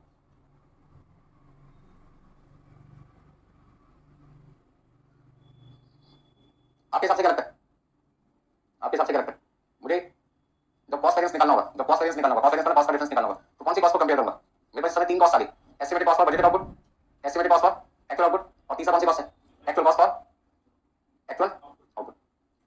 आपको क्या लगता है जब मैं कॉस्ट वेरिएंस निकालूंगा तो कौन सी कॉस्ट को मुझे कंपेयर करना चाहिए, हाँ जी 1 and 3 को कंपेयर करना चाहिए या 2 and 3 को कंपेयर करना चाहिए, क्या कहते हो 2 and 3 को कंपेयर करना चाहिए, क्यों, एक बच्चे ने एक वर्ड यूज किया था कौन सा, base, base should be same, मतलब यहां आपका एक्चुअल आउटपुट है और यहां भी आपका एक्चुअल आउटपुट है,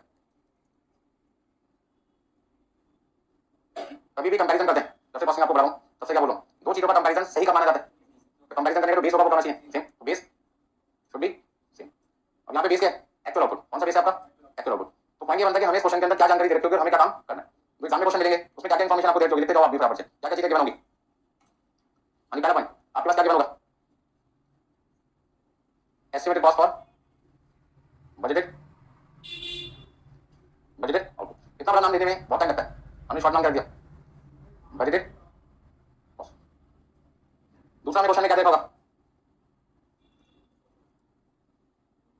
actual cost for actual output, ये दो जानकारी हमने क्वेश्चन में देखी होगी, क्या मैं इन दोनों का कंपैरिजन कर सकता हूं, हाँ क्या ना, नहीं कर सकता, क्यों, क्योंकि बजटेड आउटपुट की कॉस्ट है, मतलब 10,000 यूनिट एग्जांपल दिया था मैंने, और नीचे वाली कॉस्ट किसकी है 11,000 की एक्चुअल की, तो क्या 10,000 की कॉस्ट मतलब 10,000 यूनिट की कॉस्ट को 11,000 यूनिट की कॉस्ट से कंपेयर कर सकता हूं, नहीं, या तो दोनों जगह 10,000 होना चाहिए या दोनों जगह 11,000 होना चाहिए, ऐसा नहीं होना चाहिए एक 10,000 दूसरा 11,000, तो गलत हो गया, बात समझ रहे, तो कंपैरिजन करने के लिए बेस करना चाहिए सेम होना चाहिए।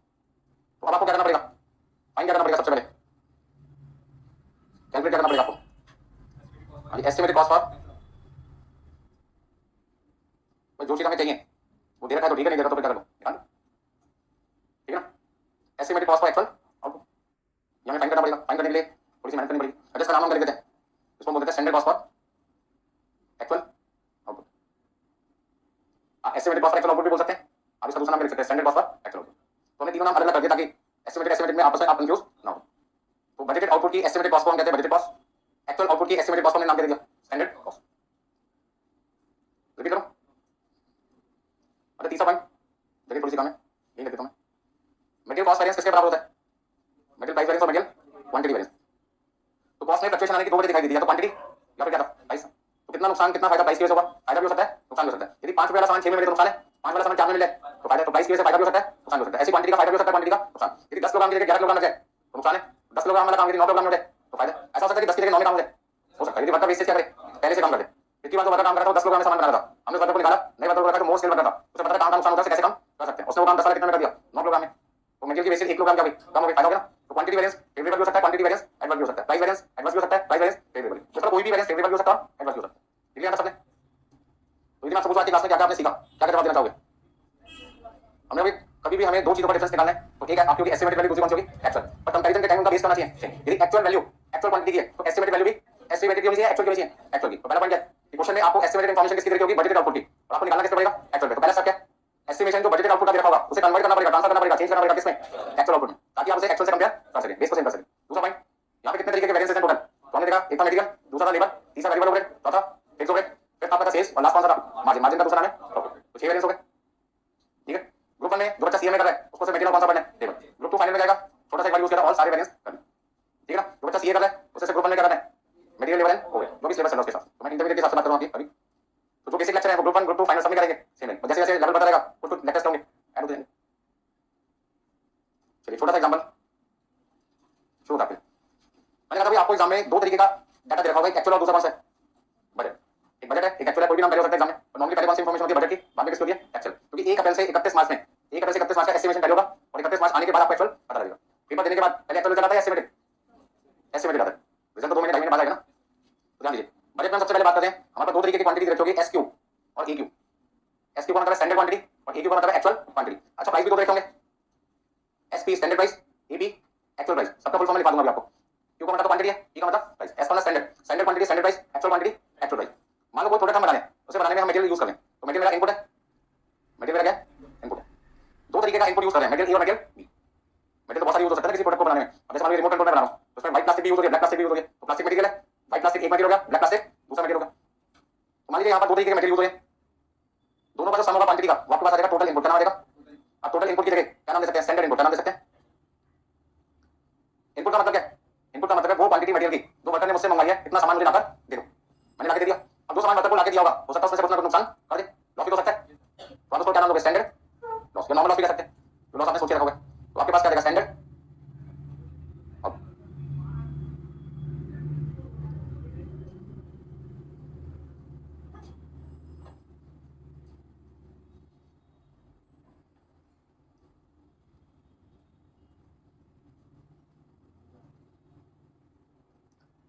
ये दो जानकारी आपको एग्जाम में दे रखी होती है, तो वैल्यू पुट कर देंगे। मान लो मटेरियल है 60 किलोग्राम और 40 किलोग्राम, तो वर्कर ने हमसे कहा ए मटेरियल में कितना लाके दे दो, 60 किलोग्राम, और बी मटेरियल कितना लाके दे दो, 40 किलोग्राम, तो हमने लाके दे दिया। तो वर्कर के पास टोटल मटेरियल कितना आ गया, A material 60 kilogram, B material 40 kilogram, total कितना आ गया, 100 किलोग्राम। वो कहते जो मटेरियल आपने लाके दिया है उसमें हमारा नुकसान कितना होगा, 10% का नुकसान होगा, मतलब 100 किलोग्राम का 10% नुकसान इनपुट का होगा, आउटपुट का होगा, इनपुट का होगा, इनपुट वाले दो चीज आपने लगाई, तो 100 किलोग्राम का 10%, 10 किलोग्राम, इसका आपका जो आउटपुट बनेगा उसका वेट कितना होगा। तो वर्कर ने हमें क्या कहा, यदि आप मुझसे 90 किलोग्राम आउटपुट बनाना चाहते हो, यदि आप मुझसे 90 किलोग्राम आउटपुट बनाना चाहते हो तो मुझे ए मटेरियल कितना लाके दो, 60, और बी कितना लाके दो, 40, टोटल आप मुझे लाके दोगे 100 किलोग्राम, 10% वेस्टेज होगी बनाते रहें, और मैं आपको सामान कितना लाके दूंगा 100 किलोग्राम से 90 किलोग्राम।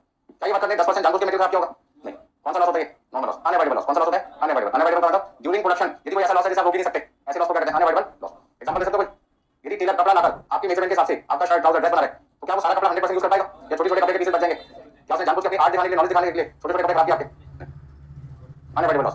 कौन सा लॉस है, नॉर्मल लॉस। चाय बनाते टाइम चाय की पत्ती आप कस्टमर को देते हो या नहीं देते, मैंने मेरे पास इस तरह का चाय बना के तो मैंने बिल्कुल बना के चाय का भी काम मेरा पार्ट है, तो मैं चाय वाला, ठीक है। तो मान लो यहाँ से बच्चे पढ़ के जाते थक जाते पढ़ने के बाद, उनको मैं चाहता हूँ रिफ्रेशमेंट मिले, तो चाय का दुकान खोल रखा मैंने। वो जब चाय की दुकान पे मैंने चाय मांगनी आई, एग्जांपल को समझो, तो मैंने कहा एक कप चाय दे दो, अब वो चाय में क्या करेगा, पानी, दूध होगा, चीनी होगी, इलायची डालना है, जो भी अदरक डालना सब डाल दिया मैंने, लास्ट में क्या होगा, चाय पत्ती भी डाल दी। जब इनको चाय छान के दूंगा तो क्या मुझे चाय छान के देना, ऐसा तो बोला नहीं था। तो मैंने क्या किया, बर्तन था मेरे पास, बाउल था जिसमें चाय बना था, ऐसे कप में डालकर दे दिया, चाय मांगी ना, चाय दे दी।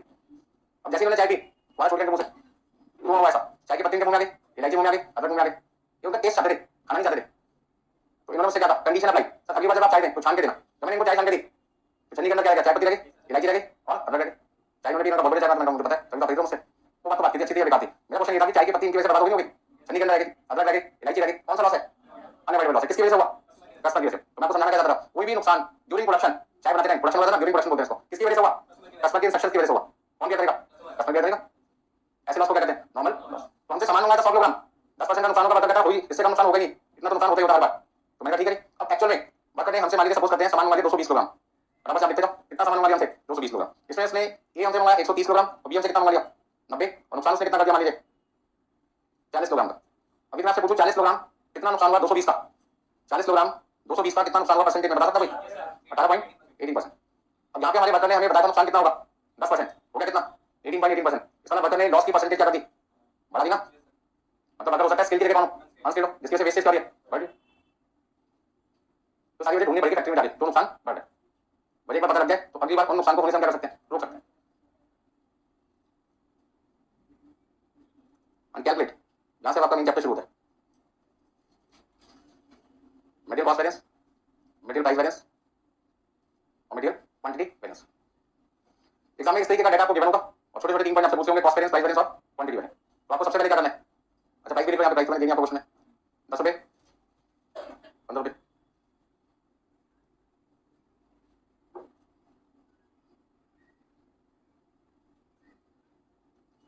बोलो कोई दिक्कत इसमें, बहुत इजी चैप्टर है। उन बच्चों के लिए तो सारी बातों को समझें, हम किसको कंपेयर करें, किससे किसको कंपेयर करना है, उन दो चीजों को कंपेयर करना है जिनका बेस क्या होगा, सेम होगा। अब आपको क्या लगता है, यहाँ जो आपको बजटेड इन्फॉर्मेशन दे रखी है वो किसकी दे रखी है, जरा बता सकते हो, बजटेड इन्फॉर्मेशन किसकी दे रखी है। जो वर्कर ने हमें डाटा प्रोवाइड करा था 60 किलोग्राम 40 किलोग्राम, वो तो किस लिए देखा था 90 के लिए, और एक्चुअल में हमारी फैक्ट्री में प्रोडक्शन हुआ कितना है 180। तो यहाँ जो मैं कॉस्ट निकालूंगा 60 को 10 से मल्टीप्लाई करके, 40 को 15 से मल्टीप्लाई करके, वो जो कॉस्ट आएगी मटेरियल कॉस्ट वो किसकी आएगी 90 किलोग्राम सामान को बनाने की आएगी। और जब मैं 130 को 11 से और 90 को 17 से मल्टीप्लाई करूंगा 17 से, तो वो जो कॉस्ट निकल के आएगी मटेरियल किसकी आएगी। तो 90 की कॉस्ट को 180 की कॉस्ट से कंपेयर करना मेरे लिए सही होगा, क्या करना पड़ेगा, कन्वर्ट करना पड़ेगा किसको 180 को 90 में या 90 को 180 में, 90 को 180 में, क्योंकि एक्चुअल थोड़ी बदलता है, एस्टिमेट बदलता है, सोच को बदल सकते हैं, एक्चुअल थोड़ी बदल सकते हैं। होने के बाद तो बजट आपका चेंज हो सकता है 90 से किस पे 180, जैसे आप 90 के लिए सोच रहे थे वैसे आप 90 के लिए किस लिए सोचो 180 क्वांटिटी के लिए कर सकता हूँ, सोचने को है, लिखे सब यहाँ तक। चलो अब सबसे पहले एग्जाम में जब आप जाएंगे और इससे क्वेश्चन पेपर में क्वेश्चन दिखाई देगा तो पहला स्टेप आपके पास क्या होगा, बाकी नोट नंबर। सबसे पहले हमारी कॉस्ट का नाम क्या था, बजटेड कॉस्ट, पहली कॉस्ट लिखेंगे हम। दूसरी कॉस्ट का नाम क्या था, एक्चुअल कॉस्ट। सबसे पहले तो वो इन्फॉर्मेशन लिखो जो क्वेश्चन में दे रखी है, और सबसे ज्यादा अन का बात है देख देख के लिखने में। Standard quantity into standard price, actual quantity into actual price. Material के नाम क्या थे, ए और बी। क्वांटिटी कितनी थी,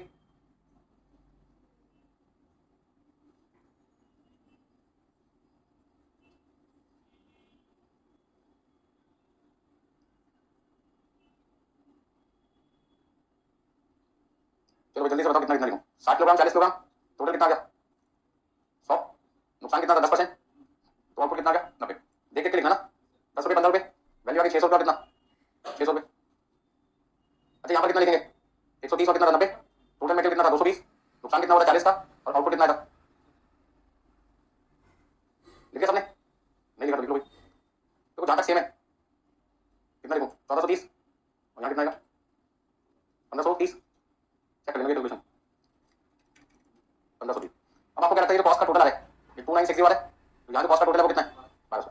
आपको लगता है इस 1200 को मैं 2960 से कंपेयर कर सकता हूँ, क्या ये कंपैरिजन मेरे लिए सही है, गलत है, क्यों क्यों गलत है, तो इसका जवाब ये मिला कि 1200 जो कॉस्ट है वो तो किसकी कॉस्ट है 90 किलोग्राम की, और 2960 रुपये जो कॉस्ट है वो तो किसकी है 180 किलोग्राम की। तो 180 किलोग्राम की कॉस्ट को 90 किलोग्राम की कॉस्ट से कंपेयर करना तो गलत होगा ना, तो मुझे करना क्या होगा, क्या करना होगा, कन्वर्ट करना पड़ेगा, किसको किसमें, 90 को 180 में या 180 को 90 में, 90 को 180 में।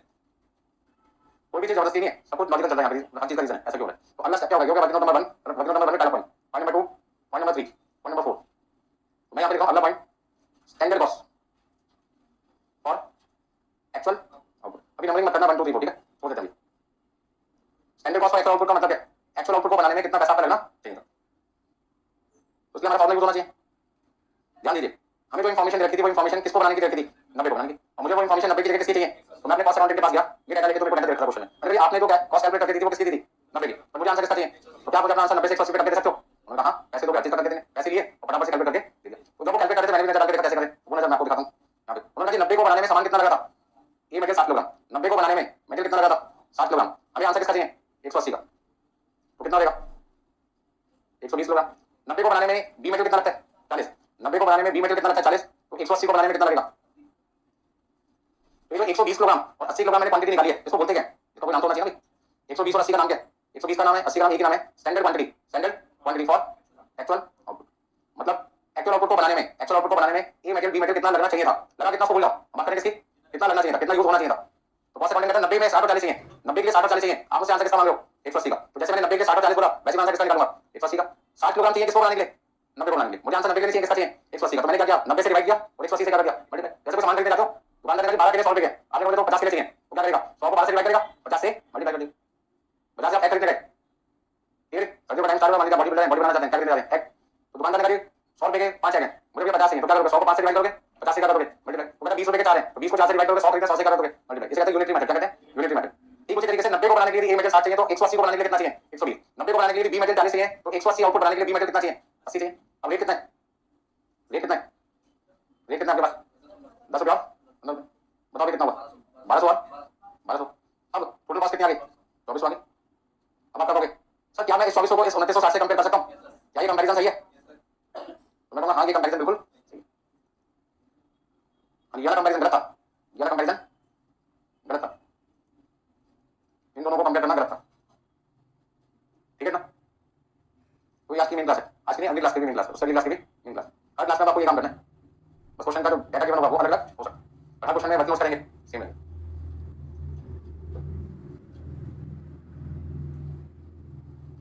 नोट करो फटाफट से पहले,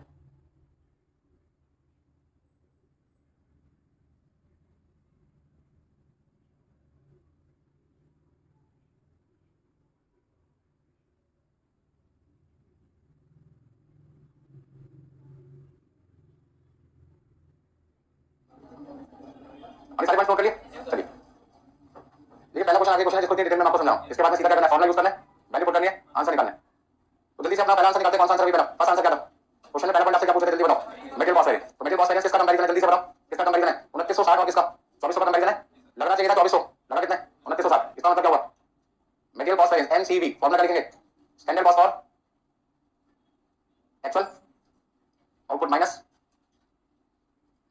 अच्छा इसका नाम यदि कोई पूछे पूरा क्या होता है, एक्चुअल कॉस्ट का पूरा नाम क्या है, actual cost for actual output.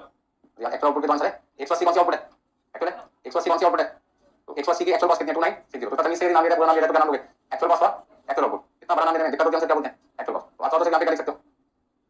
अब जल्दी से बताओ पहले का आंसर क्या था, ए मटेरियल का, ए की वैल्यू कितनी थी, ए की वैल्यू कितनी थी 1200, बी की वैल्यू कितनी है 1200,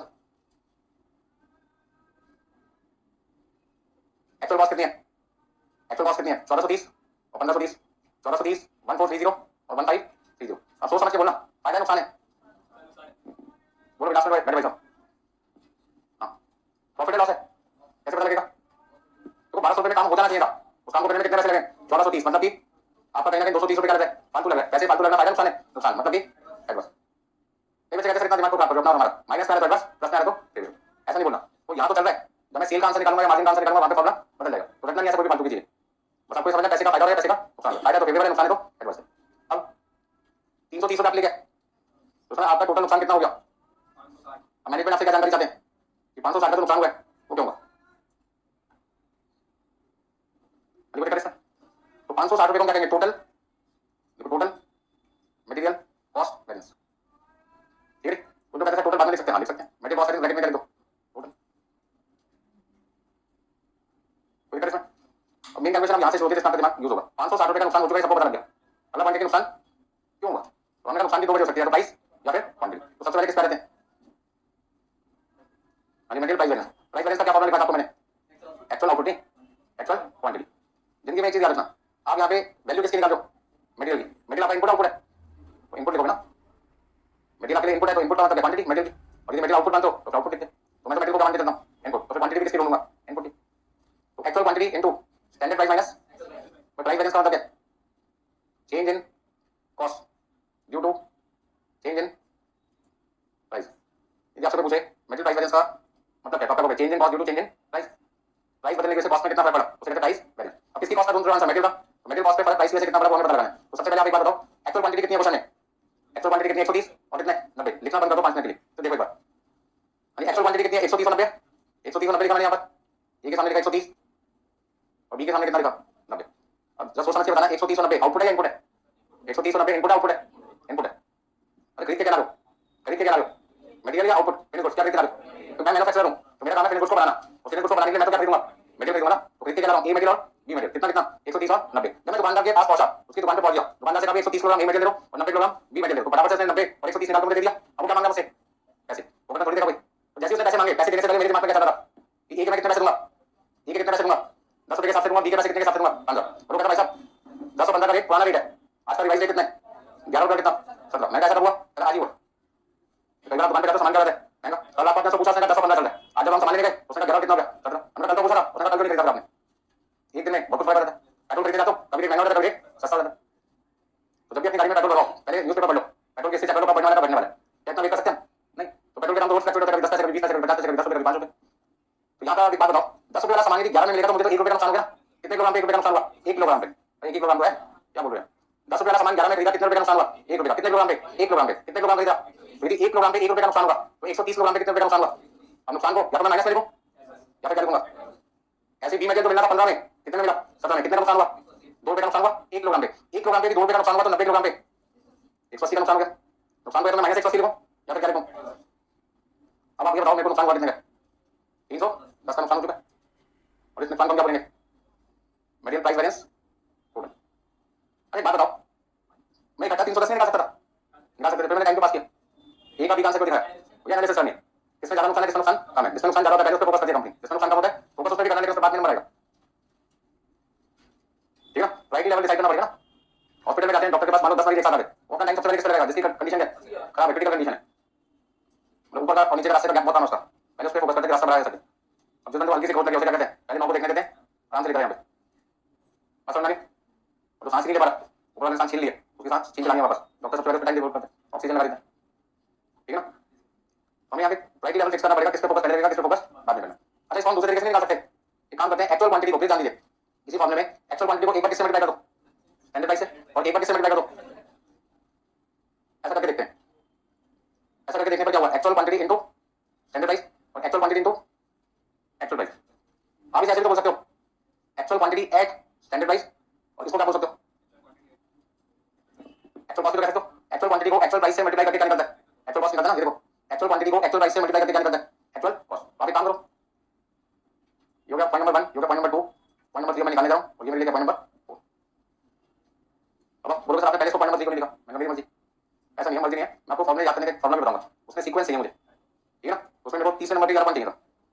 चलिए यहां पे लिखेंगे actual quantity at standard price. अभी actual quantity at standard price का मतलब है एक्चुअल क्वांटिटी यदि उस प्राइस पे मिलने के प्राइस में सोच के गया था तो मेरा पैसा कितना खर्च होगा। अच्छा पॉइंट नंबर 2 और पॉइंट नंबर 3 में क्या डिफरेंस है, कोई बता सकता है, पॉइंट नंबर 2 और पॉइंट नंबर 3 में क्या डिफरेंस है, कोई बता सकता है, कौन बताना चाहेगा, बताओ। अभी प्राइस का फर्क है, आप इसे ऐसे कह सकते हो 130 किलोग्राम, ध्यान से समझने को बोल रहा हूं मैं, 130 किलोग्राम सामान में एक्चुअल में खरीदे क्या सोच के गया, कितने का मिलेगा, सोच के गया कि 10 के हिसाब से मिलेगा तो कितने का मिलेगा, 1300 का, और मिला कितने का, 11 के हिसाब से कितने रुपए चले गए, 1430 रुपए। दुकानदार से मैंने 20 मीटर मांगा 90 किलोग्राम, ये सोचिए कि वो मुझे कितने का देगा, कितने रुपए का, 1350 का, दिया कितने का, 1530 का। सामान सेम है, सामान क्वांटिटी सेम है, मांगने का 130 10 के हिसाब से, दिया कितने के हिसाब से, 11 के हिसाब से, मांगने का 90 15 के हिसाब से, दिया कितने के हिसाब से, 17 के हिसाब से, तो क्वांटिटी सेम है, फर्क सिर्फ इसका है प्राइस का। तो मैंने क्या किया, यहां से वैल्यू कॉपी कर ली, यहां से वैल्यू कॉपी कर ली, और यहां पे कितना आया, अभी 1300 कितना था, 1350, एक्चुअल कॉस्ट कितनी थी 1430 और कितना था 1530, अभी कितना कितना अमाउंट है 130 रुपए एडवांस, और यहां पे कितना एडवांस आ गया। अब बच्चे बोलते हैं कि सर जब ऊपर से आंसर आ गया था तो नीचे वाला तरीका तो बता दो, तो नीचे वाला तरीका मैं इसलिए बता रहा हूं क्योंकि आने वाले क्वेश्चन पहले ऊपर वाला तरीका यूज नहीं करूंगा, क्योंकि मैं पहले सबसे पहले क्या बनाऊंगा, वर्किंग नोट बनाऊंगा, तो मैं वर्किंग नोट बनाऊंगा तो मुझे सारी की सारी वैल्यू पहले मिल चुकी है, मुझे सब क्या करना पड़ेगा, दो वैल्यू का डिफरेंस निकालना पड़ेगा, तो मैं अपनी कैलकुलेशन को सिंपल बनाने के पहले क्या बना के रखूंगा, वर्किंग नोट्स। तो जिस बच्चे को दो तरीका अच्छा लगे उससे अपना आंसर निकाल सकता है, मुझे ये वाला तरीका अच्छा लगता है मैं आगे से ये वाला यूज करूंगा, आपको अच्छा नहीं लगता ये वाला तरीका अच्छा लगता है इससे कर लो। एग्जाम में क्या चाहिए, करेक्ट आंसर चाहिए, कोई भी फॉर्मूला यूज करो, फॉर्मूला पे किया फर्क है, इस वाले फॉर्मूले में प्राइस का डिफरेंस आपको अलग से दिखाई दिया था, मैंने क्या किया फॉर्मूले को खोल दिया, एक्चुअल क्वांटिटी को एक बार स्टैंडर्ड प्राइस से मल्टीप्लाई कर दिया और एक बार एक्चुअल प्राइस से मल्टीप्लाई कर दिया, और फॉर्मूला क्या बन गया, actual quantity at standard price minus actual cost, ठीक है। तो जिसको दो तरीका अच्छा लगे उससे करें, आंसर तो 100% सेम ही है, ठीक है। तो एक बंदा रेस्टोरेंट में गया, उसके साथ उसका दोस्त भी गया, दोनों ने मान लीजिए डायरेक्ट शाही ऑर्डर किया, अब जो पहले बंदे ने शाही पनीर चख के देखी, दूसरा बंदा भी शाही पनीर चख के देखेगा, उन्होंने पहले चार बार टेस्ट किया कि नहीं सबका अलग है, लेकिन क्या कोई ऐसा बंदा होगा कि खाली जो थाली और छोड़ के आएगा, खाएगा तो सारे ना, तो पैसे तो दोनों की जैसे बराबर ही जा रहे हैं, छोड़ना कुछ नहीं है, कोई मैंने चटनी डाल के देखते कि स्वादिष्ट है कि नहीं, मैं नहीं खा के देख लूं, तो सबकी सोच क्या थी अलग, लेकिन खाना तो सारी के अंदर इतना सामान था सभी को ना, वो आपकी मर्जी की चॉइस आपने इसको देखिए पहले दूसरे तीसरे नंबर पे, तो हमारी मर्जी है भाई हम किसी भी फॉर्मूले को कैसे भी यूज करें, वो तो बना बोलने वाले, दोनों से आंसर क्या है सेम, तो जिसको दो तरीका पसंद है वो यूज कर सकता है, मैं हमेशा कौन सा यूज करता हूं, सेकंड। चलिए तो मैंने प्राइस बैलेंस आपका कितना गया, अब मैनेजमेंट के पास गया, कंपनी के मालिक के पास गया, क्या बोलने देखिए आपका 560 रुपए का नुकसान हुआ था, और 560 रुपए के नुकसान में 310 रुपए का नुकसान किसकी वजह से हुआ, प्राइस फ्लक्चुएट होने की वजह से, तो मैं यहाँ पर जो आंसर लिख के आऊंगा वैसे लिख के आऊंगा, मैं मुझसे तो 3 आंसर मांगे ना, तो मैं तो बराबर से क्या करूंगा, मैंने प्राइस बैलेंस का फॉर्मूला था एक्चुअल क्वांटिटी है स्टैंडर्ड प्राइस माइनस, वो तो आपको सर आपने लिख के तो दिखा दिया, तो मैंने आपको समझाने के लिए किया, ये मैंने आपको समझाने के लिए किया, एग्जाम में कैसे करूंगा ऐसे करूंगा, यहाँ पे सबसे पहले क्या लिखूंगा, वैल्यू कितनी कितनी बता दो, actual quantity at standard price, actual quantity at standard price 1300 कितना है 1350, 1300 और 1350, यहाँ कितना लिखेंगे, कितना लिखेंगे 1430 और 1530, बस फटाफट से कर दो, 130 और 180,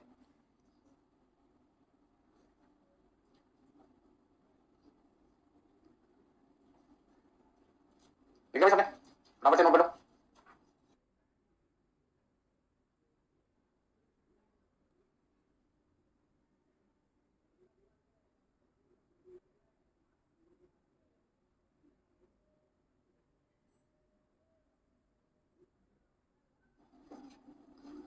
तो यदि आपसे पूछेगा 560 रुपए के नुकसान में कितना नुकसान प्राइस की वजह से हुआ, तो आपका आंसर क्या होगा, 560 रुपए में कितना लॉस प्राइस की वजह से हुआ, 310, तो बाकी का नुकसान जो हुआ होगा वो किसकी वजह से हुआ होगा, क्वांटिटी। तो नेक्स्ट आंसर मैं आपका कौन सा निकाल के दिखाऊंगा, क्वांटिटी का। ठीक है, कॉस्टिंग के अंदर जितने भी चैप्टर्स हैं पहली क्लास में सबसे टफ ये लगता है, अगली क्लास में सबसे आसान ये लगेगा, ठीक है, क्योंकि पहली क्लास में आपको लॉजिक समझना पड़ेगा, अगली क्लास में क्या करना है, आंसर निकालना, लॉजिक समझना, ठीक है। तो अगली क्लास से गारंटी आप बोलोगे सर सबसे पहले एग्जाम में ये क्वेश्चन का क्या नाम है, क्योंकि सबसे सिंपल क्या लगेगा ये लगेगा। अच्छा नेक्स्ट पॉइंट आपके पास क्या, मटेरियल क्वांटिटी वैल्यू। अच्छा मटेरियल क्वांटिटी वैल्यू इसका डिफरेंस बताता है, इसका डिफरेंस बताता है change in cost due to change in quantity, quantity का डिफरेंस बताना है, और क्वांटिटी का डिफरेंस का मतलब क्या है, standard quantity for actual output, standard quantity for actual output का मतलब है एक्चुअल आउटपुट को बनाने में कितना मटेरियल लगना चाहिए था माइनस कितना मटेरियल आपका लगा, लगना कितना चाहिए था लगा कितना है, उन दोनों के डिफरेंस को कहते हैं क्वांटिटी डिफरेंस, और उसको मल्टीप्लाई कर दो किससे, स्टैंडर्ड प्राइस। अच्छा यहाँ पर मैं जो डिफरेंस निकाल रहा हूँ वो प्राइस का निकाल रहा हूँ क्वांटिटी का, तो इसका मेरे दिमाग में जो डिफरेंस आना चाहिए वो सिर्फ किसका आना चाहिए, क्वांटिटी का। एक बच्चे कहते हैं प्राइस का डिफरेंस थोड़ी लिखा, तो प्राइस का डिफरेंस ऑलरेडी मैं निकाल चुका ना, वो मैं थोड़ी लिखूंगा प्राइस का डिफरेंस। तो यहाँ पे सबसे पहले ये और बी मैंने लिखा, चलिए जल्दी बताओ standard quantity for actual output कितना है, standard quantity for actual output कितना है, यहाँ पे ध्यान दो standard quantity for actual output 120 और कितना है 80, 120 और 80 ये कंट्रोल में बैठे खुद कर जाए। 120 किलोग्राम और कितना है 80 किलोग्राम लगा कितना है 130 किलोग्राम और 90 अभी लगना चाहिए था 200 लगा कितना दिया 220 इसका कहीं ना कहीं आपका 20 किलोग्राम मटेरियल लगा ज्यादा। अब ध्यान से समझो ए मटेरियल जो लगना चाहिए था 120 किलोग्राम लगा दिया वर्कर ने कितना 130 किलोग्राम मतलब वर्कर ने 10 किलोग्राम वेस्टेज क्या कर दी ज्यादा कर दी ना। यदि वर्कर 10 किलोग्राम वेस्टेज ज्यादा कर देगा तो मटेरियल का खर्चा क्या होगा बढ़ेगा ना। तो 10 किलोग्राम मटेरियल 10 रुपए के हिसाब से मैं कितने रुपए का फालतू खरीद रहा है 100 रुपए का फालतू खरीद रहा है नुकसान हो गया फायदा हो गया एडवर्स। जो काम 80 किलोग्राम में होना चाहिए था उस काम को करने में वर्कर ने कितना मटेरियल यूज किया 90 पैसे कितना नुकसान हुआ 10 किलोग्राम का 15 रुपए के हिसाब से कितना लिखूं 250 हो गया सकता।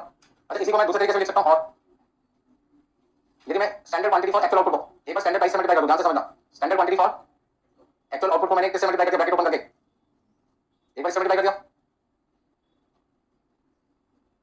तो आप इसे क्या नाम दे सकते हैं बिल्कुल सही जवाब standard cost for actual output और आप इसे क्या कहोगे actual quantity at standard price. Standard cost for actual output standard cost for actual output कौन से वर्किंग नोट दिखाई दे रहा है फोर्थ में और actual quantity at standard price की वैल्यू कहां दिखाई देगी थर्ड में। जो अपने सामने वर्किंग नोट देखो और वैल्यू देख देख के बताओ मुझे हर एक चीज के यहाँ पे दो फॉर्मूले हैं मैं आपको दोनों बताऊं ये आपका ओरिजिनल फॉर्मूला मैंने ऊपर लिखा है और उसी फॉर्मूले को मैंने अपने हिसाब से करके थोड़ा सा मॉडिफाई कर लिया मैंने जिसमें मुझे सहूलियत मिली मैं वैसे काम करूंगा। कितना लिखूंगा 1200 1200 ये 1200 मैंने कहां से देख के लिखा है वर्किंग नोट नंबर जो चौथा हमारा चौथी कैलकुलेशन थी वो और तीसरी कैलकुलेशन में कितना था 1350 कितना लिखूं 100 रुपये बस। आप दोनों में से कोई भी तरीका यूज कर सकते हैं एग्जाम में कहीं कहते हैं ऊपर वाला तरीका अच्छा लग रहा है ऊपर वाला यूज कर लो कौन रोक रहा आपको कोई नहीं रोक रहा मुझसे कोई पूछा कि आप कौन सा यूज करना चाहोगे तो मैं तो क्या जवाब दूंगा आगे से इसको यूज करूंगा फॉर्मूला एक ही है फॉर्मूला मैंने क्या कर दिया ओपन कर दिया तो मटेरियल क्वांटिटी वैरिएंस मेरे पास आ गया 250 एडवर्स कितना आ गया 250 एडवर्स। लेकिन नेक्स्ट क्लास में कोई भी ना छुट्टी ना ले इस चैप्टर का क्योंकि सीक्वेंस चलेगा यहाँ पर आज की क्लास में बहुत दिमाग खर्च हो गया तो अगली क्लास में दिमाग क्या लगेगा बहुत कम ना के बराबर। मैंने कहा भाई सारे चैप्टर में सबसे आसान चैप्टर कौन सा लगेगा आगे से स्टैंडर्ड कॉस्ट अभी जाने का टाइम होगा भैया अभी तो बात शुरू हुई यहाँ पे चलिए तीसरा आंसर कैसे लिखेंगे एग्जाम में हमसे पूछे मटेरियल क्वांटिटी वैरिएंस बताओ तो मैं क्या लिखूंगा standard cost for actual output minus actual quantity at standard price 1200 1200 1200 1200 यहाँ पे कितना था 1300 1350 100 रुपया कितना है 150 एडवर्स एडवर्स टोटल एडवर्स कितना आ गया 250 रुपये। अच्छा बात बताओ इन दोनों का सम 560 बनता है 310 रुपये और 250 रुपये का टोटल कितना है 560 तो मैनेजमेंट को हमने क्या समझा कि 560 रुपये का तो आपका टोटल नुकसान हुआ मटेरियल कॉस्ट का उसमें 310 रुपये का नुकसान महंगा सामान खरीदने की वजह से हुआ और 250 रुपये का नुकसान हमारे वर्कर ने वेस्टेज क्या कर दी मटेरियल की ज्यादा कर दी उसकी वजह से हुआ। तो मैंने कहता है इसको उपाय क्या अगर सबसे तो सप्लाई से जाके बात करो मटेरियल सस्ता करे और दूसरा अपने वर्कर को क्या करो ट्रेन करो स्किल बनाओ ताकि वेस्टेज करे वो कम करे ठीक है। तो पहला तरीका जैसे सप्लाई से बात करते हैं तो सप्लाई के पास जाना पड़ेगा लेकिन दूसरा तरीका क्या वर्कर की नॉलेज को क्या करो बढ़ाओ कैसे एक ही काम बार बार करो ताकि उसका काम पहली बार में समय ज्यादा लगा अगली बार समय क्या लगेगा कम लगेगा पहली बार उसने गलतियां की होंगी अगली बार गलतियों को करेगा नहीं वो नुकसान क्या होगा कम होगा। नोट कर लिया सबने तो जो क्वेश्चन मैंने आपको दिया था उसका ये सॉल्यूशन है प्लीज ध्यान दीजिए एग्जांपल 2 ऐसे आपको एग्जाम में मिलेगा सबसे पहले आपको वर्किंग नोट बनाने 1 2 3 4 के नाम से उसके बाद आपके तीन आंसर है कॉस्ट वेरिएंस प्राइस वेरिएंस और कौन सा क्वांटिटी वेरिएंस ये सारी चीजें मैंने आपको सिर्फ सुनाने के लिए दी थी एग्जाम में ऐसा कुछ भी नहीं करना आपने। चलिए फटाफट से देखो एग्जांपल नंबर 3 आज का आखिरी क्वेश्चन होगा जो आपको करके दिखाना है। कौन कौन सी इंफॉर्मेशन क्वेश्चन होगी बजट और एक्शन। अच्छा मटेरियल के नाम भी होंगे क्वेश्चन में कोई मटेरियल ए मटेरियल बी और मटेरियल मतलब 3 मटेरियल का केस ले लिया standard quantity standard price actual quantity actual price.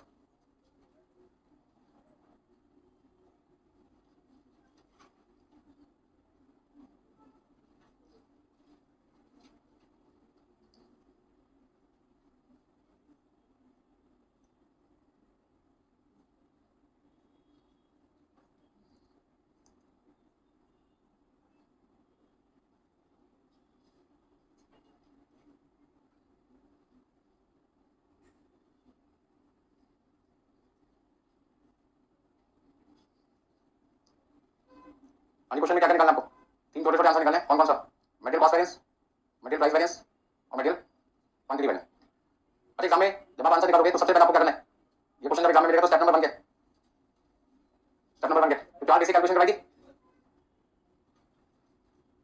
अरे बेसिक कैलकुलेशन करनी है आपको बेसिक कैलकुलेशन में क्या क्या था पहले का नाम था बजटेड कॉस्ट पहले का निकालना था बजटेड कॉस्ट दूसरा आपको निकालना है एक्चुअल कॉस्ट, तीसरा आपको निकालना है एक्चुअल क्वांटिटी है स्टैंडर्ड प्राइस, और आगे क्या निकालना है standard cost for actual output. ये चार चीजें आपको निकालनी होती हैं।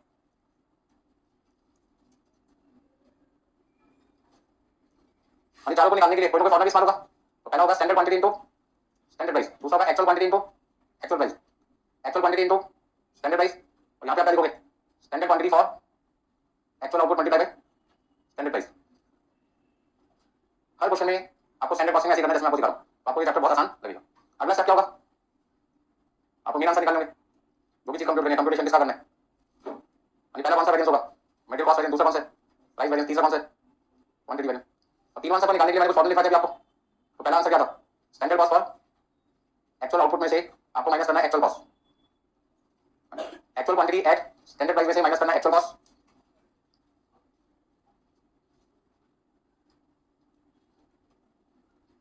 तो छोटा सा काम करना आपको,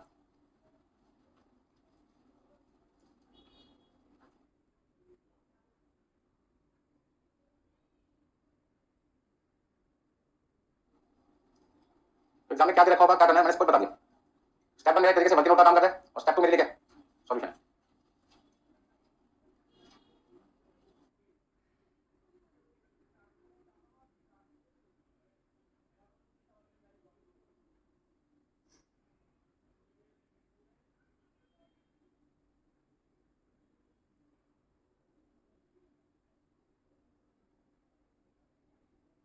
अभी कर पाओगे, चलो अच्छी बात है।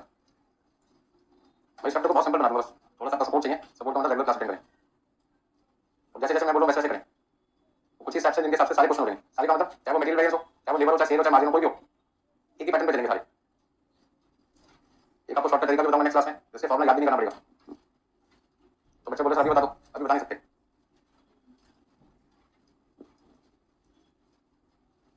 शुरू करें। सबसे पहला काम क्या वर्किंग नोट बनाना है जिसमें बेसिक कैलकुलेशन करनी है। पहली कैलकुलेशन का नाम है बजटेड कॉस्ट, दूसरे का नाम क्या है एक्चुअल कॉस्ट, तीसरे का नाम क्या है actual quantity at standard price, और आगे का नाम क्या है standard cost for actual output. तो सबसे पहले पहली कॉस्ट का नाम क्या लिखा मैंने बजटेड कॉस्ट, दूसरे का नाम क्या है एक्चुअल कॉस्ट, तीसरे का नाम actual quantity at standard price, standard quantity into standard price, actual quantity into actual price, actual quantity into standard price. Material का नाम है एबीसी।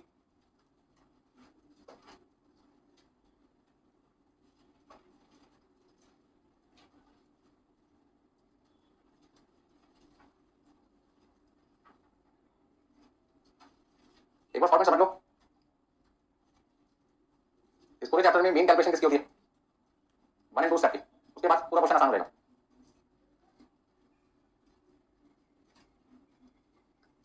एग्जाम में जाते सबसे पहले क्या करना है इस तरीके का फॉर्मेट बना लेना आपको, जैसे मैंने बना दिया आपके लिए।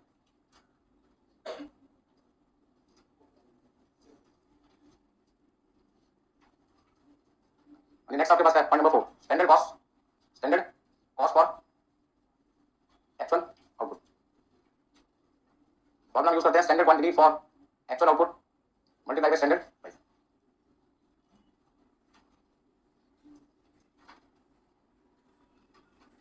हाँ जी नोट कर लिया हमने। अब लिखना बंद करो, समझ लो कौन सी वैल्यू कहां से देख के लिखनी है। सबसे पहले क्वेश्चन पे चलते हैं, वहां पे एबीसी 3 मटेरियल है 50 किलोग्राम 30 किलोग्राम 20 किलोग्राम, तो मैंने यहाँ पे लिखा 50 30 और कितना 20, टोटल कितना आएगा 100। अच्छा क्वेश्चन में लॉस कितना बता रखा है 10%, लॉस बोल रखा है 10%, नुकसान किसका था इनपुट का आउटपुट का, इनपुट का। तो 100 किलोग्राम का 10%, 100 किलोग्राम का 10%, 10 किलोग्राम, तो उसका आउटपुट कितना होगा।